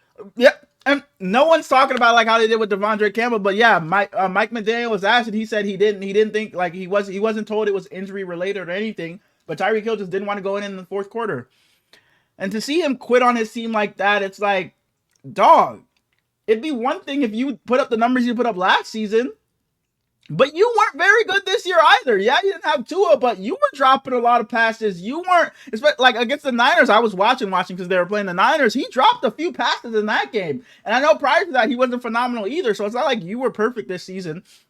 And for all the stuff he was saying when he first got to the Dolphins, I think Tua's just as talented as Patrick Mahomes. Tua throws a more accurate ball than Patrick Mahomes. Tua throws the most accurate ball I've ever caught. You were saying all of this shit, and now you just want out. First time you don't make the playoffs and you just out of there? Wide receivers are the biggest divas I've ever seen in my life. No, any sport, any position, they're the biggest divas. It's crazy. I don't know. Corners are up there, too. I think it's fair. Funny. Yeah. On the other side of the ball, the Jets also played. And I've never liked him, but it's kind of sad. Man! It seems like this might have been Aaron Rodgers' last game of his career. That if you read his lips, at one point he's sitting on the bench and he said, "This is my last game." Now it's just lip reading, but I don't know what else he could have been saying. And then in his my last name, he says, "I'm gonna have conversations tomorrow with everybody here, and see what they're thinking, and then we'll make a decision before it gets too late." He said he's not gonna drag it out. He's not gonna drag it out. Immediately after that, he goes, "I love you, Pam." Yeah, that is what hurt. That was like, damn. He finishes the comment. Well, she was like, "Well, good luck with your conversation." He goes, "I love you, Pam." And she goes, "Love you too. Love you back." And they hug, and it was like, holy shit. And to see him walking off with Davante Adams. And it's just classic Aaron Rodgers to walk off of the stadium like this, hands in his jacket and the hand warmer, beanie on. He's walking side by side with Davante Adams. They dap up. He's dapping up the fans as he walks out, man. I hope it's not the last time we see Aaron Rodgers. I just don't want him to go out like this, bro. Aaron Rodgers, people are going to forget because it's these past couple of seasons, but Aaron Rodgers is... But before Patrick Mahomes, it was undoubtedly Aaron Rodgers was the most talented quarterback ever.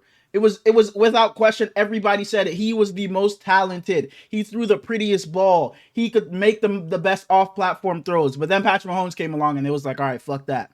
But Aaron Rodgers is going to go down as a top 5, 7, at worst top 10 quarterback. You don't have to like the guy, but he's one of the greatest we've ever seen. So I hope Aaron Rodgers can come easily top 5 of our era. I hope he can come back. Like he never had the plenty of Super Bowl wins like the other quarterbacks, but just his talent alone, I hope he comes back one more time, even if it is with the Jets, because we'll probably know if he comes back, it's probably his last season. We know if he comes back, it's probably his last. So I'll be rooting for him wherever he is if he does play again next season. Even if it is with the Jets, I hate it on the Jets this year. I'll come into next season wishing the Jets well because I just want to see Aaron Rodgers maybe not win the Super Bowl again. If that happens, I won't be mad at it, but just win and just be a good team again and be a good player again because I love Aaron Rodgers, dog. I love him so much. I don't like him, but you can't argue that he's one of the greatest we've ever seen. Jets head coach interviews. We don't have to make this a long segment. Just yes or no, I guess. Talk about Tyreek Hill some more, but yeah, go ahead. We can get back to him. Mike Vrabel. Yeah, that's a what was the word we were just fucking saying? A culture guy. Mike Vrabel is a culture guy. Those Titans team, I was literally talking about this again with Suge and Dark yesterday. Those Titans teams were fake contenders, bro. Ryan Tannehill, Derrick Henry, AJ Brown, they were fake contenders, bro. Beating the Ravens, taking the Chiefs to the wire, beating the Patriots. They're the last team that Tom Brady played before he was out of there. Beat him in the playoffs, man. Those Titans teams were fun as hell to watch. So he'll bring a nice culture to New York. So I would love to see him over there. I don't think it'll happen now because Ohio State beat Oregon, and they're gonna have a nice little run in the playoffs. But I wanted him at Ohio State so bad, so bad. Next one, Ron Rivera. They already in-person interviewed Mike Vrabel, and they interviewed Ron Rivera. I don't really have a strong opinion on Ron Rivera, so I'm not just go out there and say anything. I yeah, it's cool. I would prefer Mike Vrabel. Mike Vrabel's still the best option. I never really liked Ron Rivera. Neither have I. I didn't either. And I don't know what it is, but I just never thought he was just that great of a coach. Rex Ryan. No.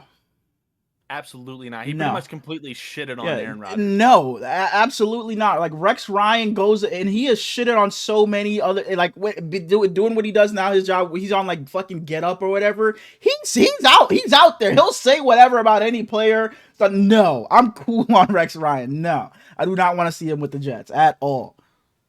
Brian Flores. I just don't know if he's the Jets guy. That doesn't feel like the Jets guy. It just doesn't feel like he's their guy. He just doesn't seem like a head coach. He doesn't. His last stint with the Dolphins and all the allegations and stuff that came out afterwards, and he just doesn't feel like a Jet to me. Mike Vrabel just gives off Jet energy. He does, right? I can see him in the green and white already. I really can. Breece Hall, Braylon. I can really see him in those colors already. The Vikings quarterback coach, Josh McCown. Shout out to Josh McCown, man. No. I can't say no. I don't know. I just want Mike Vrabel. Jump for him, but yeah. Joe Brady, Bills OC. This is just a preference thing that I would say Mike Vrabel, but I think that could be a fun and decent option for them to get that offense revitalized, because we know what that defense can be when they're playing at the level they're capable of. But this offense was piss poor. Maybe he can get the last bit of fucking star that's left in Aaron Rodgers. Maybe he can get that out of him and get Breece Hall looking like the Breece Hall from a couple seasons ago, and actually have him and Braylon Allen working in tandem together. So I don't mind that. I really like Joe Brady, but as we said earlier, I would rather go a defensive-minded coach. Mm-hmm. And it seems like they've kind of gone like a 50-50 split. Because next one is Matt Nagy, who's the Chiefs OC right now. I don't know how I feel about Matt Nagy as head coach. I don't know how I feel about him as head coach. I think you just stay over there, Matt Nagy. Yeah, he's the Chiefs OC right now, but he's not calling plays. Just stay over there, Matt Nagy. Arthur Smith, and he interviewed twice for this job 4 years ago before they went to Robert Saleh. No. So they're going back to him again. So absolutely not. I wouldn't be surprised at all if they take absolutely not. Absolutely not. The 49ers quarterback coach, Brian Griese. How do you know that? I can name you a lot of the Niners guy. I'll just because I watch like the Niners fucking coordinators interviews all the time. I actually really like Chris Forrester, offensive line coach. I love listening to him, but that's fucking tangent. But Brian Griese, I also don't know. I don't really love the Jets taking a chance on a young guy, an unproven head coach. So that's why I think you go with a Mike Vrabel type, or hell, even a Ron Rivera type of guy. I don't really love the unproven route. The next one I think would be beautiful as well, though, which is Aaron Glenn. Yeah, for sure. Again, I said I don't go for the unproven, but we see what he's doing over there with the Lions and their depleted defense. So sure, that's a shot I would take. Another one, the Broncos defensive coordinator Vance Joseph has done wonders for them. No, I really think Vrabel's the guy. Not no, sure, but Vrabel's the guy. I'm saying no in the sense no, give me Vrabel still. And the last one is Bobby Slowick, who was the super Texan, hot. Yeah, last year. Yeah, no. Back to Tyreek Hill though.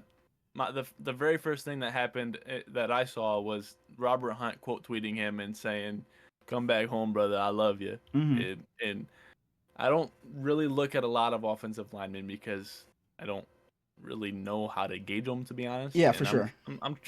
I'm trying to get better with that, but Robert Hunt, the personality he has is just wonderful. He's probably my favorite offensive lineman in football. Mm-hmm. And if they could get Tyreek Hill, that'd be awesome.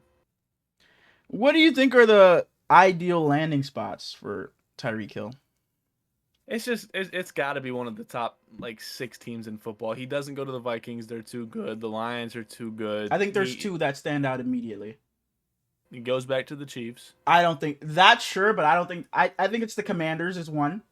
They have the money. They have $100 million to spend. So why wouldn't you? You send Tyreek. If you're the Dolphins, he's not in your conference anymore, so you don't have to worry about seeing him in the playoffs. And if you're the Commanders, you get a guy next to Terry. You get another guy for Jaden Daniels. That offense is already as explosive as it is right now, and you probably add the most explosive guy in the NFL. And the other team, we talked about, they don't have the weapons. Boy, if Justin Herbert gets Tyreek Hill, that would be ridiculous. Yeah, That's the spot the most where I want to see him. I don't know I don't know their cap situation, but if some way somehow they can get Tyreek Hill to the Chargers. You already got Ladd McConkey, who looks like he could be your solidified a damn good wide receiver too to Tyreek Hill. Quentin Johnson shows flashes every now and then. And it's not like you'd have to rely on him heavily. So I don't know if Tyreek Hill would love the situation because it's going to be a run-heavy team. But we know Justin Herbert can put up numbers and get Tyreek Hill the ball whenever he wants. So I would love to see him there. I think the Chargers is a beautiful fit. But the only thing is that both of the teams you mentioned have just so many selfless people. And Tyreek Hill is a big ego. Yeah, and I don't know if him and Jim Harbaugh would be the perfect fit for each other. So, but just in terms of what the team needs, I think the Chargers, I don't think there's any better fit. No, Chargers is beautiful. I like that a lot. That's all you had to say. Yeah. It's just crazy for him to just have like one bad season, nowhere, bro. And Jalen Ramsey as well. Jalen Ramsey as well said he wanted out. I don't know if you saw that. Jalen Ramsey wants out as well. Yeah, Jalen Ramsey made some post to his Instagram saying he's out too. So you have Tyreek Hill and Jalen Ramsey both saying they want out. And for Tyreek Hill to do it in the fashion he did and go to that, like, it was just so out of nowhere. There weren't any signs earlier in the season. Bro, we're literally playing Fortnite, and Suge reads the quote. Bro, and I'm like, whoa. You got Sentel. Bro, I said Sentel because no way he just went out of his way and just said that, like, verbatim, that word for word. But he said, I'm gone. He literally said, I'm gone. And it's not like it was brewing for a couple of months into the offseason. The game just ended. And for him to say, I'm gone. So if they would have got into the playoffs of the 7th seed, would things have changed?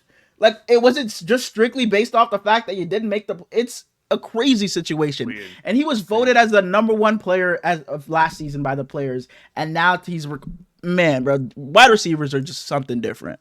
Moving on to Sunday Night Football. Man, the battle for the NFC North, and the Lions get it done, beating the Vikings 31-9. Oh wait, is that preview episodes? What? We didn't do it last week. Yeah, I realized that I didn't. It's the preview episodes we do it, but yeah, I didn't do it last week. Yeah, that one's on. I guess on both of us, but I'll take the blame. It's on me. I didn't do it last episode. I realized when I was watching it back. But yeah, man. Belt to ass. Belt to ass. Belt to ass. David Montgomery is one of my favorite running backs in football, but holy shit, they just don't need him. Jahmyr Gibbs is one of the best in football. And yeah, Monty saves him a little bit on wear and tear, but Jahmyr Gibbs is just so good. The Lions ran a bunch of cover zero, which for that's what I was going to talk about. Anybody out there who doesn't know what a bunch is, you're rushing a lot. And sending 7 and just playing man. Yep. You don't have any safeties behind you. You're just straight up man, and you're rushing Sam Darnold over and over and over again. And he struggled with it. Struggled with it very bad. And even when he had a little bit of time, he was just overthrowing people. Overthrows like crazy. It felt like every other play he was overthrowing Justin Jefferson in the end zone. It felt like he did it so many times. And Justin Jefferson made some great efforts. He's trying to catch it and get his feet in, but it was just too high and too far away for him to make a play on it. And you talked about that was the overarching thing in this game. For your defense to be as depleted as it is, and for Aaron Glenn to come with a game plan like he did, and for it to work as well as it did, oh my goodness. They saw what Brian Flores was doing, and they said, fuck that, we're doing that times 2. They said we're trusting our guys, we're playing man, and we're sending the house every single time. And this was by far the worst game of Sam Darnold's season, by far. And it sucks that it happened when everybody's watching, last game of the season for the #1 seed for the division. So I hope no one's out there just turning on Sam Darnold already. You had a great season. I'm not putting too much into this game. They came with some crazy game plan and it worked. Jared Goff wasn't very good in this game either. But that defense and holding them to just 3 field goals in this game, they haven't scored under 10 points this season, and this is the first time they do it against this Lions defense that's missing so many pieces. And for them to play this well, I literally said, I'm picking the Vikings because the Lions are just missing too many people on defense, and I don't know how far they can go in the playoffs with missing this many people. That shit does not matter if he's gonna come with schemes like this. It does not matter. I'm sure he's not gonna do cover 0 next time. Maybe he does something different. He's just in zone all game and it works next game they play in the divisionals. But to see them come out and play this way and to put belt to ass the way they did, and Jahmyr Gibbs put this team on his back. Bro, man, it's ridiculous. Just to think if they had all those players healthy, they walked to the fucking Super Bowl. Bro, they pan to Aiden Hutchinson at one point in this game, and he's talking to someone, and he gives him like one of the fake little chuckles to, yeah, I'm listening, but he was locked in. He was not wanting any part of that conversation he was having. And Alex Anzalone comes back and was phenomenal in this game. He gets one of their 3 game balls, but the second one they give out is to Amik Robertson, who guarded Justin Jefferson in man coverage. Man, pro. As we've said pretty much the entire game. No cornerback is supposed to be able to do that, and he was brilliant. He 3 catches on 9 targets. Pro. Like he had himself a beautiful game. And we've talked a lot about Brian Flores and a lot about Ben Johnson. Did you see the little video of them both having? Yes, that was beautiful. Whoever got that shot, give them a fucking raise, because that was beautiful. And I've said it in the past. I think I said it in their previous matchup when they played. Brian Flores, his defense is very good in that blitzing, but Jared Goff can get the ball off so quick. He can that pass rush is not going to phase him because he can fire it out so quick. He did it against the Niners so much when we had that elite pass rush. I watched him kill us, run the bootleg, and kill us every single time. So yeah, Brian Flores in that defensive scheme he has is elite. But if you match up with the Lions again, you might have to come with something different because Jared Goff can and will pick that apart. And this wasn't even a good Jared Goff game. This was all Jahmyr Gibbs.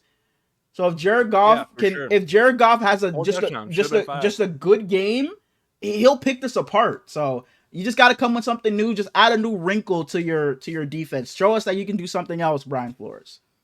And not to take anything away from Jahmyr Gibbs, but I don't think an average football fan really grasps how important it is to have blocking receivers. Guys like Tim Patrick, who don't give a damn about catching the ball as much as they do about their team winning. It changes your team from a good run team to a phenomenal running team. And we've seen it all season. We've seen it the entire time Dan Campbell's been there, really. Yeah. And I've said it all season. I know you've said it a lot. Culture matters so much, man, so much. And I think it was Roland Addison. I don't know if that's a brother or dad of Jordan Addison, but he tweeted out that this is only Jordan Addison's 6th year of playing receiver. He started receiver when he went to college. He played quarterback his entire life growing up. And for him to be this good already is pretty cool. But back to Amik Robertson, I'm sure you saw his quote. He said, "They tried to bury me, but you can't bury someone that comes from the dirt." And wow. And they were saying that Gino, you had the quote of the year for the last 3 years. You guys hate you. That shit out of there, man. This is just random, but Amon-Ra Brown dyes his hair again for the playoffs. He did it last year. He dyed his hair again, and you see them bumping the "I'm a swerve in that corner." Whoa. They give out the game balls, and at the end, you literally hear someone say, "Hey, throw on that Jello." Dude posted on Twitter. He said, "If you told someone in 2016 the Lions just won the division, went 15-2, and decided to bump LiAngelo Ball after the game, they would stone you." Yeah, absolutely. Man. And then you see after the game, Dan Campbell and Kevin O'Connell. I always want to say Kevin O'Connor. Kevin O'Connell dap up, and Dan Campbell look at him and say, "I'll see you in 2 weeks." Yep. Yeah, I mean, shit, he probably does. If I'm a Rams fan, I'm pissed off. But let's be real. If Dan Campbell played the fucking Rams, he probably says the same thing to Sean McVay. Nah. I think we'll see you in 2 weeks, because players always say it's like, oh, we'll see you in the playoffs. It's like when Travis Kelce played when we played the Chiefs, he says to George Kittle, we'll see you in February. In that corner, But that's it for this. Oh, sorry. Kevin O'Connell is on his last year next year of his contract, and it came out today that several teams are interested in trying to acquire him via trade. And if the Vikings trade him, the last time we saw a coach get traded was Sean Payton, but that was like, this guy might be washed when he's in Seattle, and he's phenomenal again in Denver. But if the Vikings let Kevin KOC go, no matter what the asking price, you're yeah. bogus. Because it has to start at fucking 2-3 first-round picks. It has to start there. It has I want 17 first-round like, picks. It literally has to. But that's Ben it. Johnson Oh shit! It's my fault. Sorry. Go ahead. You let us know when we're done. Bro. You let us know when Ben we're done. Johnson is interviewing with both the Bears and the Patriots, which shows he has at least minimal interest in them because you wouldn't do the interviews. And then Aaron Glenn has interviews with the Jets and the Bears. And Suge is all upset because Ben Johnson, there's none for the Jags. The Jags haven't had any interviews, so Suge, hopefully Ben Johnson, hopefully you guys put something out there and ask to fucking interview him. But go ahead. We can do quarterback rankings. We haven't done it in a while, so we can just speed through this. Last year, Week 18. So is this a culmination of the season, or is this culmination of the season? Okay. 10, Justin Herbert. 9, Jordan. Nope, reading the wrong one. 10, Geno Smith. Jordan Love doesn't make it. 9, Justin Herbert. I would put Jordan Love in over Geno Smith, but okay.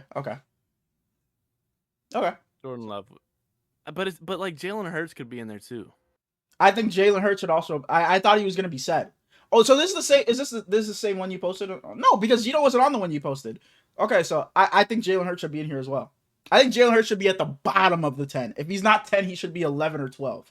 Because I don't think he should be 11. Super. Then okay, that's fine. Him 11 and Jordan 12 was 12, or Jordan Love was 12. That's perfectly fine. Let's go Geno Smith at 10. Justin Herbert at 9. Pat Mahomes at 8, which he's been there for a while. Jaden Daniels is at 7. Jared Goff, Sam Darnold. Nope. Jared Goff, Baker Mayfield, Sam Darnold, Josh Allen at 3. Number 1, it's not up for debate. It's not up for debate, bro. He's gonna get MVP. He's gonna get MVP votes and not be in the playoffs. By the way, number 1, we know who it should be. Let's stop messing around. Oh my gosh. It's like draft of wins. We drafted it in, I think we Yes! Yep. I can tell you that the teams we drafted, I had 5 buys and you had 2 buys. Yeah, I remember talking about this when I brought it up like in the halfway point. Yeah. So are we gonna carry these into the playoffs? Or So I'm assuming you want to carry them into the playoffs because I want to know your honest answer. Yes, we're carrying them into the playoffs. I think that was the point of it, no? Or no, was it not? Okay. I went 39, 20, and 5. You went 37, 25, and 2. Dang. Okay, well, wait, and 2? You had two buys. Oh, I was gonna say, what the fuck? No team's tied, but okay. So yeah, I'm glad I said we'll take it into the playoffs. Yeah, we'll take it in. Yeah, because you would have lost, kid. We'll take it into the playoffs. All right.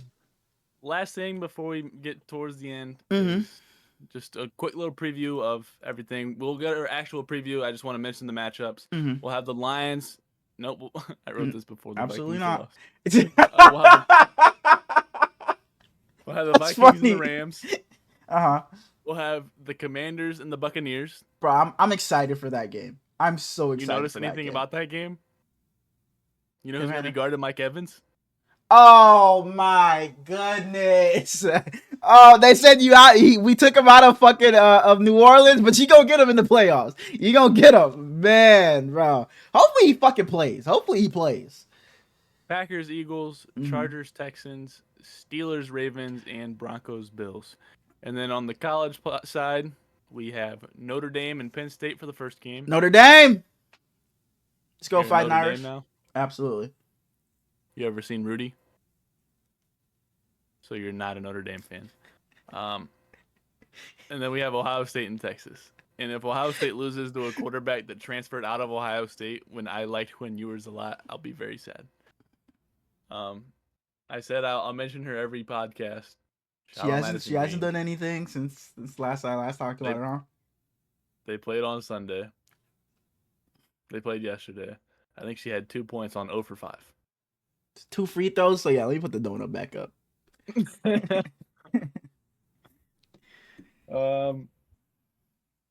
We'll do a little bit of small talk, and then we'll get into our worldwide wrestling waffle.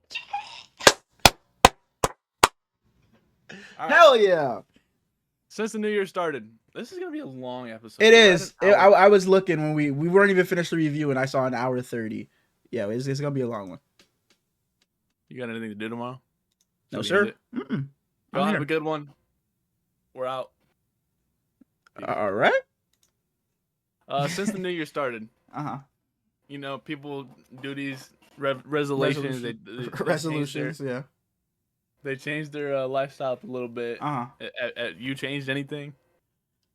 I was telling a couple of friends. I think I even told you that not that I have to be mean or in any sense. I just have to be a lot less nice and just be conscious. Yeah, say yes less. So, Vanessa. I was talking to Vanessa's friend, and I was like, I just don't know. It's like Vanessa asked me to come over, and like we're just chilling. And it's not that I want anything out of Vanessa. I'm not trying to say we gotta fucking have sex or she had to give me like I want shit out of her. No, I'm serious. It's like I want shit out of her because Vanessa and I don't do it. We don't do anything like that. We're honestly just really good friends. So I was telling her friend that she lives with, like her roommate. It's like I don't know because Vanessa will be like, oh, give me a massage, or oh, I'm gonna kick my feet up on you. Can you rub my legs? Oh, I'm gonna like she'll start grabbing my arm. Like one time, we went out for Halloween and we were walking, and like I said, we're just friends, and she grabs my arm, like does the little like, you know, when you say you have your arm out like this, and the girl come in and grab your arm and like hold your arm, you know what I mean? So she does that to me, and in my head I was like, what is going on? Like we don't do anything like that. And then her friends are walking behind me, and they also thought it was weird. So I was telling her friend, I was like, bro, I don't know, just like I don't know what her intentions are. I don't know where her thoughts are at, because we've had a talk, and it's like, yeah, I think, you know, we should just be friends. We've had a talk already. And then for her to like continue to move like this, I was like, you know what? Let me just text her. And I'd be like, you know, I'm not trying to be mean or anything. I'm not trying to say I want these things to stop, or like you have to just change how you act around me. But it's just like, I just want to know where your head is at, because like, I just don't want to continue doing this if we're on different, you know, two different pages. It's like one of us one of us wants to be something, one of us doesn't, you know, shit like that. Or like one of us is taking it one way, one of us not. Like, so I just wanted to kind of just confirm, like, what are you trying to do here? Like, what are we doing here? Because like, you're calling me at 4 a.m. to come lay in your bed, to come watch a movie with you. You just left the club and you want me to come over and lay there with you. So it's like, what are we trying to do here? So I think that was kind of me taking a step towards me not being, like I said, not being mean, but just speaking my mind and really telling people like how it is and like being firm about it. Because me in the past, like, let me not say, oh, because I've changed in 1 week, but it's like, in the past, I would have like been like, all right, fine, yeah, let's go. I'm gonna go over there, whatever. I'm gonna do this. I'm gonna let it slide. I'll rub her. I'll fucking massage her. I'll go over there at 4 a.m. if she called me. But it's just like I said I was gonna make that a really big point. And I just need to of just saying no to things, just not be, because like even if I feel like I'm gonna be the mean guy, just saying no because it's in the betterment for me. So yeah, that's one thing I did. Don't feel mean, man. That's truly respectable. And I don't know if you're the same way, but I kind of feel like a pushover sometimes. Like no matter what I'm asked of, I'm just gonna say yes. Yes, exactly, exactly. And it's like, and I told her, it's like I asked her, it's like, why is it always me you come to? Not that it's a problem, but it's like, why is it always me? And she's like, I just feel comfortable. You're like my best friend, so it's like I get that, but it's just like I just feel weird. It's like at times it's like, okay, she hits me up because like she knows I'm gonna say yes. It's like if I ask this other guy, he might say no, but if I ask her, he's gonna come over, he'll say yes. So it's like at times I definitely do feel that way. So I definitely gotta be, you know, say no a lot more. That's all you've done? Just continuing your resolution? You trying to keep going? Because I know a lot of people's resolutions are like, I'm gonna work out more. So when you're going to the gym, which I know you do a lot, even though it's like you're gonna go after this, which is terroristic, but when you go to the gym at a normal time, they're just absolutely packed and they're not even fun to be at. But that's what especially now, I'm definitely not going to the gym at a normal time because it's the new year. Everybody's got a fucking membership. Everybody's gonna be in that bitch. If I go at fucking 5 p.m. like everybody else, it's gonna be packed. So I'm gonna go, you know, but like I said, I ended the year off because I started this back in like May or June. And I ended the year off on a bad note, and I kind of like plateaued for a bit, and that can kind of be like, it can kind of like in the beginning, I'm like, bro, I'm not losing anything, I'm not like, bro, But it's like, bro, all this shit I'm doing for nothing, bro. Let me just go fucking have a burger, some fucking fries, and it's like it don't matter anyway. But it's like I'll look at myself in the mirror and I'll be like, nah, bro, I don't give a fuck what that scale says. I see it. I know I've made the change. So it's like I just know. And it's also good because I've taken a bunch of progress pictures. So I'll go back and look at where I started, and it's like, nah, bro, I can't just go back and be like, fuck all that progress I made and go back to what I was before. So it's like for that week or week and a half, 2 weeks where I was plateaued, it definitely was rough because I wake up every morning, because that's how you should do it. You should take, I do it every day, because if you take it in a week, it's like, you'll see, oh, I didn't gain it. I didn't change anything, but it's so weird. It's like, it's losing weight. People think it's like, it's a gradual process. It just goes straight down. But one day you say you started at 200, you're trying to lose weight. One day it's okay, I'm at 199. Next day I'm 201. What the fuck? Then it's 195. Then it's 198. It's up and down, up and down. You just have to see the number gradually get lower and lower and lower. What it is for me, I've made it like 10 pound, 5 pound benchmarks. It's like, okay, I've got to 240. I'm done touching 240. I'm not touching it again. I'm just gonna keep on getting lower, because I know it can fluctuate every now and then. So as long as it's showing anywhere in that range, I know I'm doing it right. If your goal was to get to 240 and you're 240.5, 241, you're probably just fucking 8 or something, or you just need to use the bathroom, and it really don't fucking matter. So yeah, absolutely. I've been trying to get back right, and because I had plateaued for a bit, and I've been trying to get back right. And like I said, I take progress pictures, so I looked at them and I was like, bro, I'll be just fine. But the thing is, at the same time, when you do it for as long as you have been, people don't realize that you're gonna go through. Mm-hmm. It gets hard, and you gotta let yourself go through some a cheat day or a cheat week. Absolutely. And I promise you, people think, oh, I just fucking ruined everything. It's not gonna ruin all your progress. I like Thanksgiving and fucking Christmas. I pigged out. Not even for just those days. The day after, I was still eating those Thanksgiving leftovers. It's like I was taking a bit. My plate was just as big as Thanksgiving Day. And for that 3-4 days, because I had just so many carbs, it's like the scale will spike. But it's like right after, if you get right back into it, it'll be right back. You're like right back in, your weight's back to what it was before, like the holiday never even happened. So I never, and I don't even like to call them cheat days, because it feels like, I'm not cheating. It's just, I'm fucking just having a fucking meal that I want. It's just, you know what I mean? It's just like, because me saying cheat day makes it feel like it's something I shouldn't be doing, where it's like, no, fuck it. If I want this fucking ice cream, I'm going to go fucking have it. But it's just in, like I said, in moderation. But yeah, so I've been, doing a lot better these past couple of weeks. What it really is for me, I just got to make sure I'm fucking meal prepping. Because when I don't meal prep, that's when I can get in a fucking bad habit where it's like, okay, I don't have food at the house. Okay, let me go stop somewhere on the way home, get something to eat. That's where it gets me in a downward spiral. So as long as I meal prep, I feel like I'm fine. That's where I get jealous of you see Hollywood celebrities change their bodies a lot, like actors specifically. Bro, it's ridiculous. Like fucking, if an actor needs to be look homeless for a role, like they haven't eaten in months, they'll lose the weight like nothing. It's like, bro, what are you doing? Like, what's going on here? Like, what's the secret? But yeah, definitely. Those are some of my favorite actors, dude. Guys that are so diverse. That's my favorite genre actor. But yeah, I just wanted to check on you. I haven't talked to you since our last time, so. Yeah, and like you're saying, like it gets harder and harder because you got to be in a deficit, in a calorie deficit. So it's like when you start, say you're fucking 200 pounds and you have to eat fucking 2,000 calories in order to lose weight. It's like once you get down, say you started at 200, once you get to 190, you can't eat like you were eating when you first started. You have to continue to eat less. So it's like as I go on, I have to eat less and less and less because I had such a bigger gap when I started. But now that I've lost weight, it's like my margin for error gets smaller. So it gets harder and harder as you go. So it definitely gets tougher to, stay more disciplined.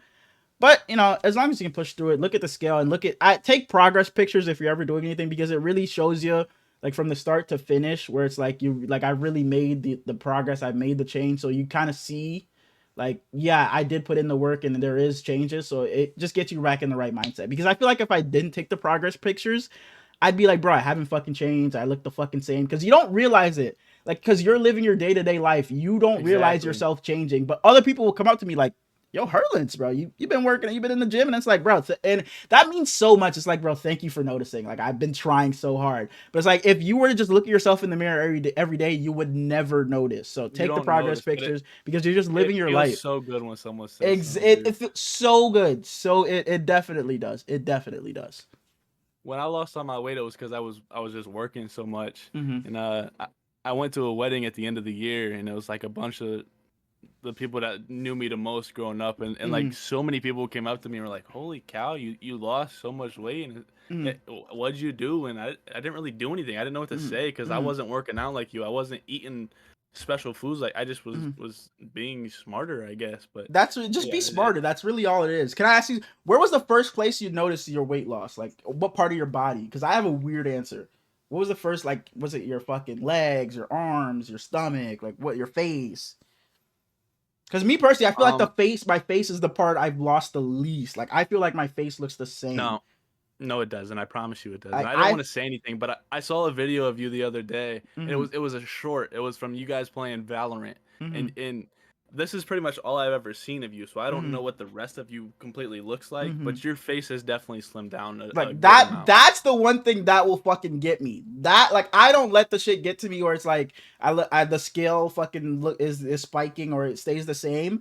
But my face, I'll look at my face and be like, bro, I look the same. But then I'll look at the rest of my body and it's like, no, I fucking don't. But I feel like my face has just stayed the same. But to hear you say it doesn't. Okay. I feel like I lost a lot right here. Mm-hmm. Like I used to like double chin or whatever you want to call it. I feel like and maybe it's because I have facial hair now, so I don't notice that as much. But Mm-hmm. Me and my brother and my dad, we all got like not a disorder or anything, but we Mm-hmm. got extra skin like right here. So we Mm-hmm. have just by nature larger Yeah, breasts or no, boobs, yeah, whatever you yeah, want to call yeah. them. But I was hoping those would go away first, and they didn't. Mm-hmm. But I don't know. Mine, I noticed it was my hands, my fingers. I noticed it so early, like early on. It was my hands. Like I looked down at my fingers and I'm like, bro. And like to see like I can see my knuckles so much more, my veins in my hands. Like it was my hands where I noticed it right away, right away. So yeah, that was just for me because I always felt like that was such a weird answer whenever somebody asked me. But yeah, it was always my hands where I noticed it right away. That's pretty cool. I don't know. I didn't really think of it that much. I guess I just was living. We can All go right. on though. With what did you say? No, I just said all right. With the NFL dwindling down, I just want to announce that I'm sure you will as well. Well, I'm getting much heavier back into basketball, so if you hear me talk about it on here, don't be surprised. I apologize. Absolutely. I know we're a football show. Absolutely. So between me and you, I know we talked about making it at the end of the season, but I say we just say screw it and make the Twitter account for the playoffs. Sure. Okay. And then next reviews episode at the end, we'll have a little segment. So if you're interested, this is news to. Oh, okay. I was like, bro, what segment are we gonna have? Okay. Yes. we'll be talking about Baby Driver. Mm-hmm. Absolutely. Next episode, we're gonna be doing our playoff. You know, Matt, we're gonna do the whole bracket. We're not just gonna do just the wild card games. We're gonna do the whole bracket. Try to put together our perfect bracket all the way into the Super Bowl. So be tuned in for that.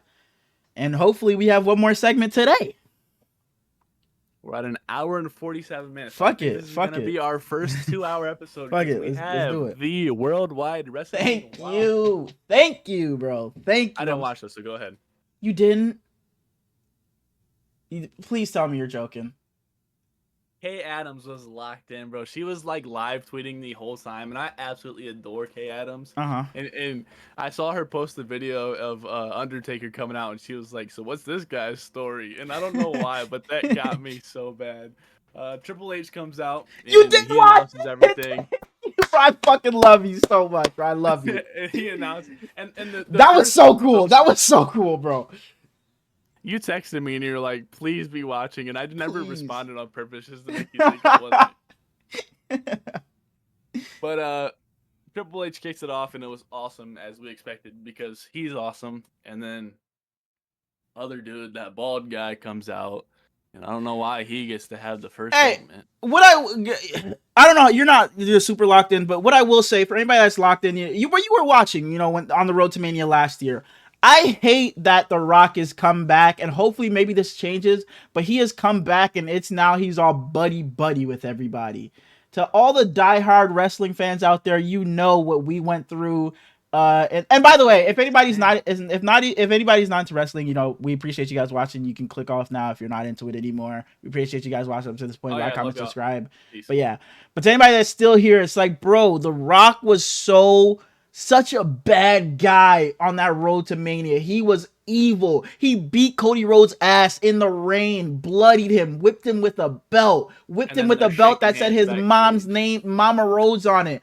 And then they're shaking hands with each other. When The Rock came out and the crowd started cheering, I'm like, it's The Rock. Everybody's gonna cheer for The Rock, whether he fucking calls everybody in the crowd a bitch or not. You're gonna go crazy for The Rock. And then I saw him dapping up everybody when he was walking to the ring, and I'm like, okay, this is a little weird, but maybe he's gonna go into the ring and play us, call everybody a name, and everybody hates him again. Then he starts going into this babyface promo. It's like, I missed it. I love being back. Cody Rhodes, you carried the company. Roman Reigns, I love ya. He's shaking Michael Cole's hand. You see, and what stamped it for when he gave his daughters the belt, I'm like, oh, something's up. This is weird. For him to do all of that evil shit in the road to WrestleMania last year, and now he's like I said, buddy, especially with Cody.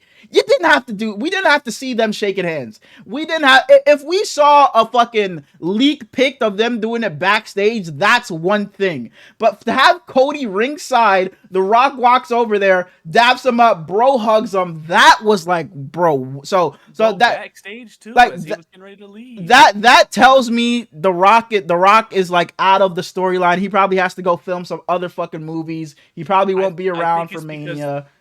They're doing the new Moana. Exactly. Because it's a kids movie. So it's like, the sales were crazy. I saw the numbers on it. It was crazy. Like, their budget was 150 million, and it made like 900 and something million. So it was crazy. So I can't blame them. The money's there, but it's just like, just don't even have him there at that point. Just keep it Just keep him off air until he comes back and can be that bad guy. For him to come back and be this good guy like none of this ever happened, marketing genius, The Rock, he's good, the WWE through and through, he loves everybody, the people's champ, was just like, bro, I love seeing The Rock, but I hated that's the version of The Rock we got. I agree with that wholeheartedly. And it as you said, it was weird, but seeing him pretty much announce Travis Scott coming out, I thought that part was cool. And I don't like Travis Scott, so... But kicking this off, as you said, we saw Cody Rhodes, and he's a SmackDown guy, so he doesn't have any segments or anything. But Cody Rhodes is WWE at this point, so he's got to be everywhere. Seeing all the wrestlers, I wish they'd do that more. Even if it's not for the debut, it was so cool seeing all the wrestlers. Rey Mysterio standing up, all excited. It was so cool seeing all the wrestlers in the crowd everywhere, the former wrestlers, all the celebrities. I hope they do that shit every episode. Like, even if it's not the first episode of Raw on Netflix, I hope the SmackDown superstars are just there in the crowd, or somebody's not on the card, not on the show, doesn't have a match on Raw that night. Put them in the crowd or something. It was a cool dynamic that they had.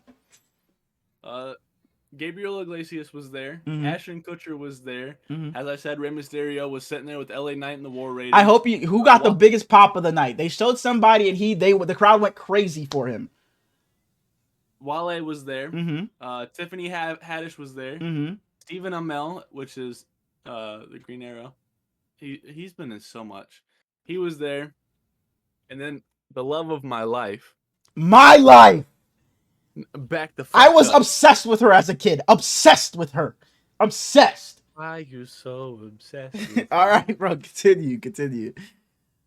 Vanessa Hudgens. Oh my God. She that shirt. What's it say? Aging like fine wine. Wrestling or something. Oh, like fine wine, man. But the biggest pop. Pass this to Kevin. Bro, Macaulay Culkin. Kevin's not here. Bro, he had his hat down over his face, peeks up, and the crowd went crazy for him, bro. They went crazy because they had showed, who was it? Green. What's his name? Something Green. He does the Family Guy. What's his name? Seth Green, yeah.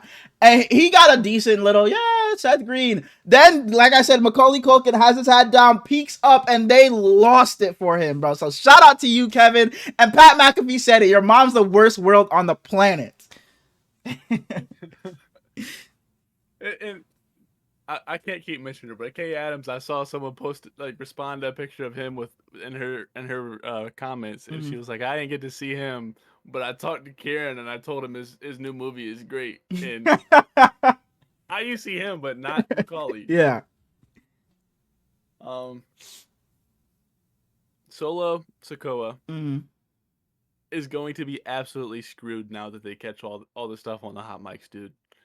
He sounded so damn goofy every time. Bro, I thought it was just me when I think it was the chair shots when he was he was staggering off the rope and you heard him go, okay, now. And then Roman hits him with the chair. I was like, dog, I heard it loud and clear. I'm not one to really trip over that, but that one I heard loud and clear. And it was a weird moment because you heard him go, okay, now, then Roman hits him. So yeah, definitely. I didn't even mean that, but that's bad. I just meant I always loved you. No, I love. That I love.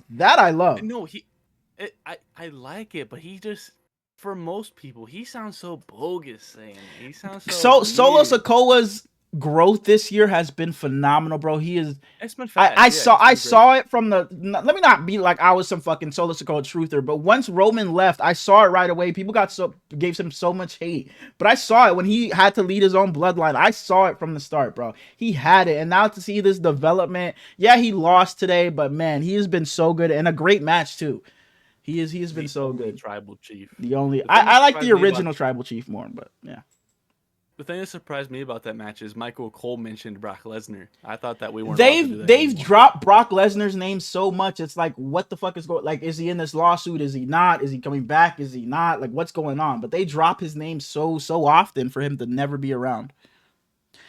But and then at the end of this match, to see The Rock come out, and they have the shot of The Rock. His music doesn't hit. He's just walking out. I'm like, are we not supposed to see this? And he's just walking gingerly to the ring, and I'm like, oh shit, here we go. He's about to turn on Roman, rock bottom him, and he just takes the Ula Fowler from Paul Heyman, puts it on Roman.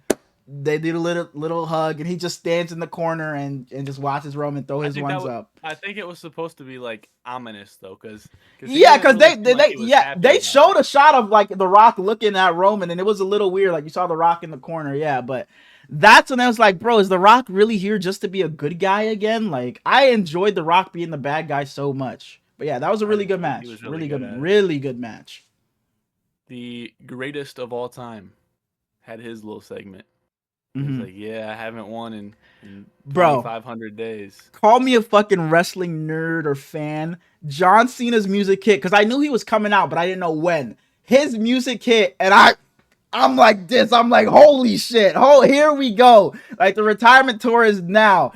And I promise you, I'm listening to this. John Cena's running to the ring. I do one of these. He's in the ring. I did one of these. I put this up, bro.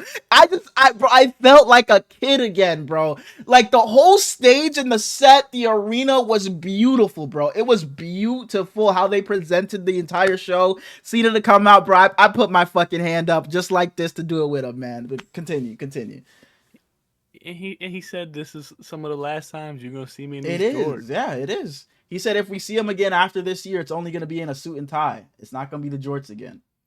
Man, it sucks to see. Go ahead. I forget what he said. He said something about him winning an Oscar, and he was like, and we know that's not going to happen. Yeah. But he's talking. He's like, I haven't won in 2,500 days. I just don't think I'm going to get that last championship. And then he's standing there, and he's like, unless I was to win the Money in the Bank, the Elimination Chamber. He goes, or Royal Rumble. And then he gets all hyped up, and that's my favorite event. I'll continue to say it. Mm-hmm. He going to come out there and dominate like he did when CM Punk had his Nexus group. And he came in there with Hornswoggle and just kicked them all out. Phenomenal, man. Phenomenal. I can't wait, bro. I can't wait till he has his first match back. The next thing I said was Rock and Cody dapping up kind of ruins the storyline. Ruins! Because it felt like the entirety of Cody's reign, it's like, okay, we're waiting for The Rock to come back. Oh, you're fighting AJ Styles. Oh, he's not losing. We got The Rock to wait on. Oh, you're fighting Logan Paul. Not losing. We got The Rock. But now that The Rock has shown that he's not coming after Cody or whatever, I would have been down for AJ Styles to beat Cody then. I'm down for Kevin Owens to beat Cody now at the Royal Rumble because I know The Rock isn't waiting there anymore. Next match is Rhea and Liv, the two finest white women in the company. I just don't know where they go from now. I don't know either. They have to end, right? And I'm fucking pissed because I was having issues watching this at work. It was like my connection was ass. And my coworker comes up to me and asks me, "Oh, you watching Netflix?" I'm like, "No, my connection was ass. I'm not watching right now. I'll check back in later." So he walks up to me, but he was like, "Oh, but," and I was like, "But don't, I don't want no spoilers," because he usually spoils for me because I'm at work, and he'll just look on Twitter and see what happens. But I'm like, "Don't spoil it for me." He's like, "All right." So I would walk away, maybe like 20 minutes later, 30 minutes later, I walk past him in the back room, and he's like, "Twitter's saying Rhea Ripley's the new champion," and I go, "Dog, did we not just have a conversation about like I'm gonna check back in and watch it later, and you gonna tell me who just won in a and maybe if it was fucking Jey Uso's match where it wasn't a title match, but you gonna tell me Rhea Ripley's the champ again?" So I literally went and watched the match, and I skipped through most of it because I'm like, I already know the fucking outcome. So like I watched a lot of the match just to see, just to watch, just to enjoy the wrestling aspect of it. But it's like, bro, cool. Yeah, and it wasn't anything special, but. Like you said, I really don't know where they go after. I guess it's Rhea and Io because I thought Liv should have retained because it's like for Rhea she lost the belt because of injury. Becky wins it, then Liv beats Becky and Liv holds it. And Liv was just stuck in this Rhea Ripley story her entire run. It's not like she got to do something else. Then I'm going to deal with Rhea. If she had, 2-3 different feuds, then lost to Rhea, that's one thing. But for her to have this dragged out feud with Rhea and for her to just drop it to Rhea, and she never once looked dominant over Rhea during this run. Like, oh yeah, she's going to beat Rhea. It's just the fan in me wanted Liv to win it just for her to do something else. But in my right mind, it's like, yeah, Liv's not winning this match. They've never once made her look super dominant against Rhea. It's always Rhea pinning her, Rhea making her look like a bitch, Rhea making her run away, shit like that. Next Monday we have Damian Priest and Finn Balor. The same, exactly. Yes. Like the storyline just needs to end. I don't care anymore. Yeah, and like a small percentage of me was like, does Becky Lynch come back here? Because her last match, her Mania match was against Rhea. Her last match before she left was against Liv. Does she come out here, do something, maybe make a little heel turn, go after Rhea, help Liv win something? But no, she didn't. And Rhea beats her clean. It up. Yeah, and Rhea beats her clean. And she hits the riptide on Dom, kicks him in the fucking balls first, then hits him with the riptide. So yeah, and he went out to hug. He went out to hug, and I was like, "Is she really about to hug him?" I was like, "No way, they're about to do this." Then she kicked him in the balls, and I was like, "All right, bet." And then she walks to the ramp. I'm sure you got something about this. Go ahead. She's walking away, and then Undertaker's gong hits, and I'm like, "Boy, what the fuck?" I'm like, what the fuck? Let me clean it up for him. You're right. I'm like, what is he doing here? Then I'm like, oh, he's on the motorcycle. He's American Badass. I'm like, okay, he's just showing up just because it's Raw on Netflix. He's showing up just to, he's just showing up just to do a little promo. And I hate that they're I hate that they're doing that with the Undertaker. Like, yeah, he's cool and everything, but this is not the same guy that we saw for all those years. He said in an interview, I forget who he did it with. If he comes back, it's always gonna be in street clothes or the American Badass. It's not going to be as the dead man. I don't blame him. Yeah. It just to me, it's just not the same person. Absolutely. It definitely feels weird. It's like, Undertaker, I just saw you a couple of years ago and you're fucking supposed to be a fucking reborn zombie or some shit. You're dead. Now you're just riding on a motorcycle.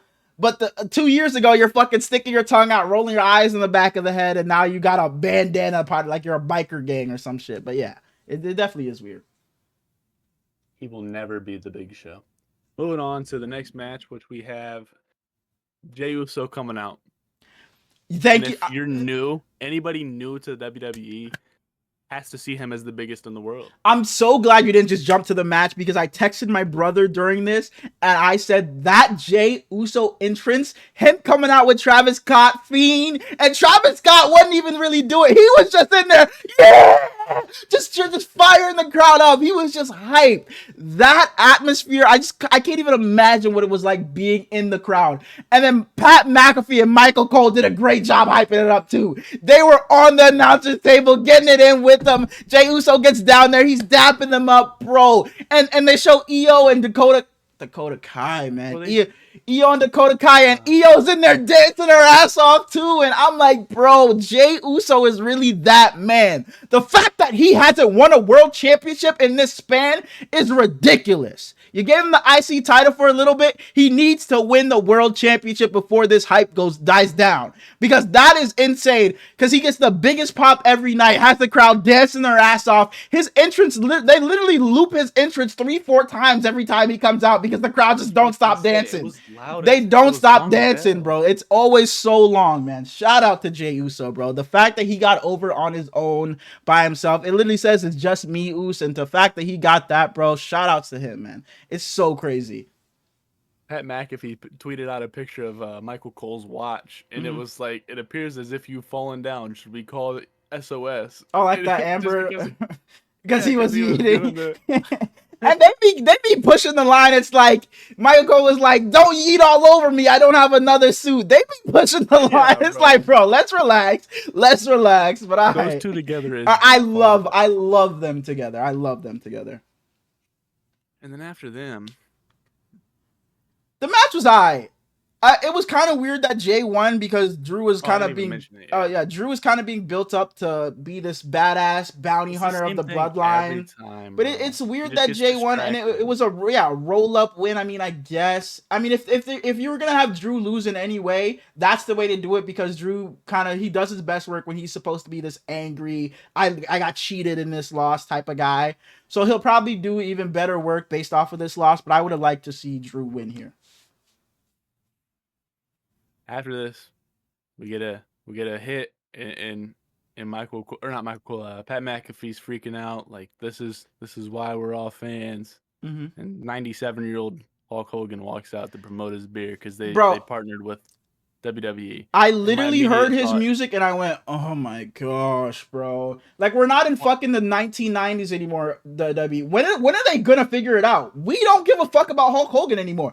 I don't know if you saw, but I was watching and there was a guy, he was wearing a blue shirt and they kept panning back over to him. He was literally like this to fucking Hulk. He was like this. I don't know if you saw. He was like on the ramp on the left side if they're looking to the ring. No. Oh, no, he's kind of to the left. Like Hulk Hogan's looking at the ring. He's to the left of Hulk Hogan. And he's just like this. And he was getting booed out the building. You can tell his promo was supposed to be longer, but they're like, all right, wrap this shit up. Get your ass to the back. They don't give a fuck.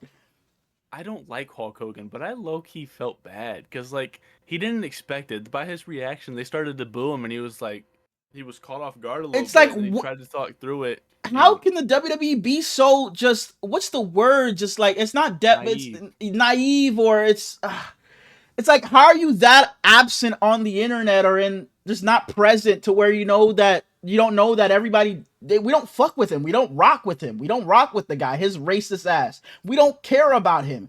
Every time he comes back, no one gives a fuck. It's not the 2000s, 1990s, 1980s. It's not Hulkamania. He's not going to rip his shirt and everybody goes wild. No, it's not that anymore. I promise, his music hit and oh my God, I groaned. I did not care. I did not want to see him. I'm so glad they booed him.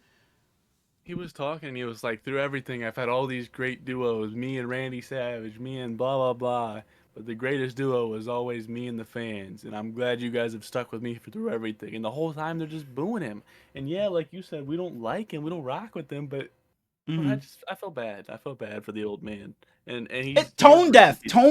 How can the WWE be so tone deaf to everybody in like not knowing how we feel about Hulk Hogan? Like they expected him to go out there and everybody to just start ripping their shirts and just get jacked and be crazy for him. Like it's strict, and the fact that you even had this partnership with him. I'm not saying X amount from I'm not saying X amount from history. He's Hulk Hogan. The WWE is not what it is if he's not if he's not around. But to just show him off as if everybody loves him and he's just this beloved guy is just weird. It's just weird, bro. I don't rock with him at all. The Jay and Drew match had an alternating chant. And then the Punk and Seth match had an alternating chant. And I think, like, those are beautiful. Where it was like CM Punk. Like guy. Yeah. See, and then when they go, let's go Rollins or some shit like that. But yeah, it was really cool. Yeah, I think those are cool. Absolutely. But that match was beautiful. It was so good. Rollins, it was so and good. They talked it up like, yeah, Seth Rollins auditioned for CM Punk's camp, and CM Punk turned him down. Didn't have enough money. The Shield was backing up CM Punk all those years, and then Punk left, and he comes back, and the whole world is just back on Punk's side, and Rollins was a little. Seth Rollins has a point. It's like I could see why he'd be. It's like, sure. I carry the business. He leaves. He talks crazy about WWE. Comes back, and everybody just chants his name. Like for Drew McIntyre, CM Punk, I get why they're pissed at him. He left, said all these things, and everybody just comes back like and loves him like it never happened. I think Seth Rollins, it's only a matter of time before he turns heel. I don't think that they should have let CM Punk win this match though. I agree. I seen him get hit with to end the match, to get hit with that first GTS. I'm like, okay, he'll probably go for the pin, and then Seth Rollins will kick out, continue the match. Then Seth bounces off of the ropes and lands back on CM Punk, and I'm like, bro, they're really gonna give this. I'm like, all right, here we go. They're really gonna give this win to CM Punk. I really thought Seth should have won this, but I think this is a step in, like I said, Seth turning heel. I think he eventually does just say, fuck it, I'm not stabbing him in the back because they're not friends, but fucking attacking him or some shit and just turning heel. So maybe it's going to be like, you guys fucking chant his name, all this, that, but I was the one curing. That's probably his, what is it, Achilles heel, and that's why he turns, and becomes heel. And Dark just texted me saying, I could have sworn he was going to hit a rock bottom. And he's talking about when The Rock went to hug Roman Reigns, and that's literally what I thought. When he put his arm out and Roman went to grab it, I was like, okay, here comes the rock bottom. And then they never did it. But yeah, it was a really good main event. It was a really good show overall, but I wish Seth Rollins would have won. And then my only complaint about the whole show is that Ohio State basketball went into double overtime, and I didn't get to watch it because I was watching this bullshit. Somebody had a sign. I don't know if you saw it. It was like Ohio State hasn't beaten Michigan in like 1,000 some days or something like that. Why the fuck would you bring that up? That doesn't matter. Because you brought up Ohio State. But you saw Logan Paul had a little like vignette, little video package for him. So I know that's your guy. So that's all right. We can get out of here. I enjoyed talking. Did we go through every match? Yeah. Okay. Yeah, we did, man. But Raw on Netflix, it was 10 minutes. Raw on Netflix was a great experience, man. It was so much fun. The vibe was just great. The Intuit Dome, man, it was so cool. It was a good time. I'm not gonna spend too much more time. This will probably be a continuous segment to close our episodes from here on out. We'll close everybody out, and then we'll go through this. So if you like wrestling, we probably only do this on the reviews, huh? Because like SmackDown will come out like after. We'll drop another episode before the next episode of SmackDown. So we'll talk about SmackDown and Raw on Tuesday, every Tuesday. Not Thursdays or Fridays. So yeah, we appreciate you guys rocking with us. Longest episode. If you made it this far, we haven't done it in a while, but if you made it this far, you got to comment something. If you made it this far, just comment Netflix. That's it. Comment Netflix. We appreciate you guys watching, rocking with us in the new year. Like, comment, subscribe. Peace.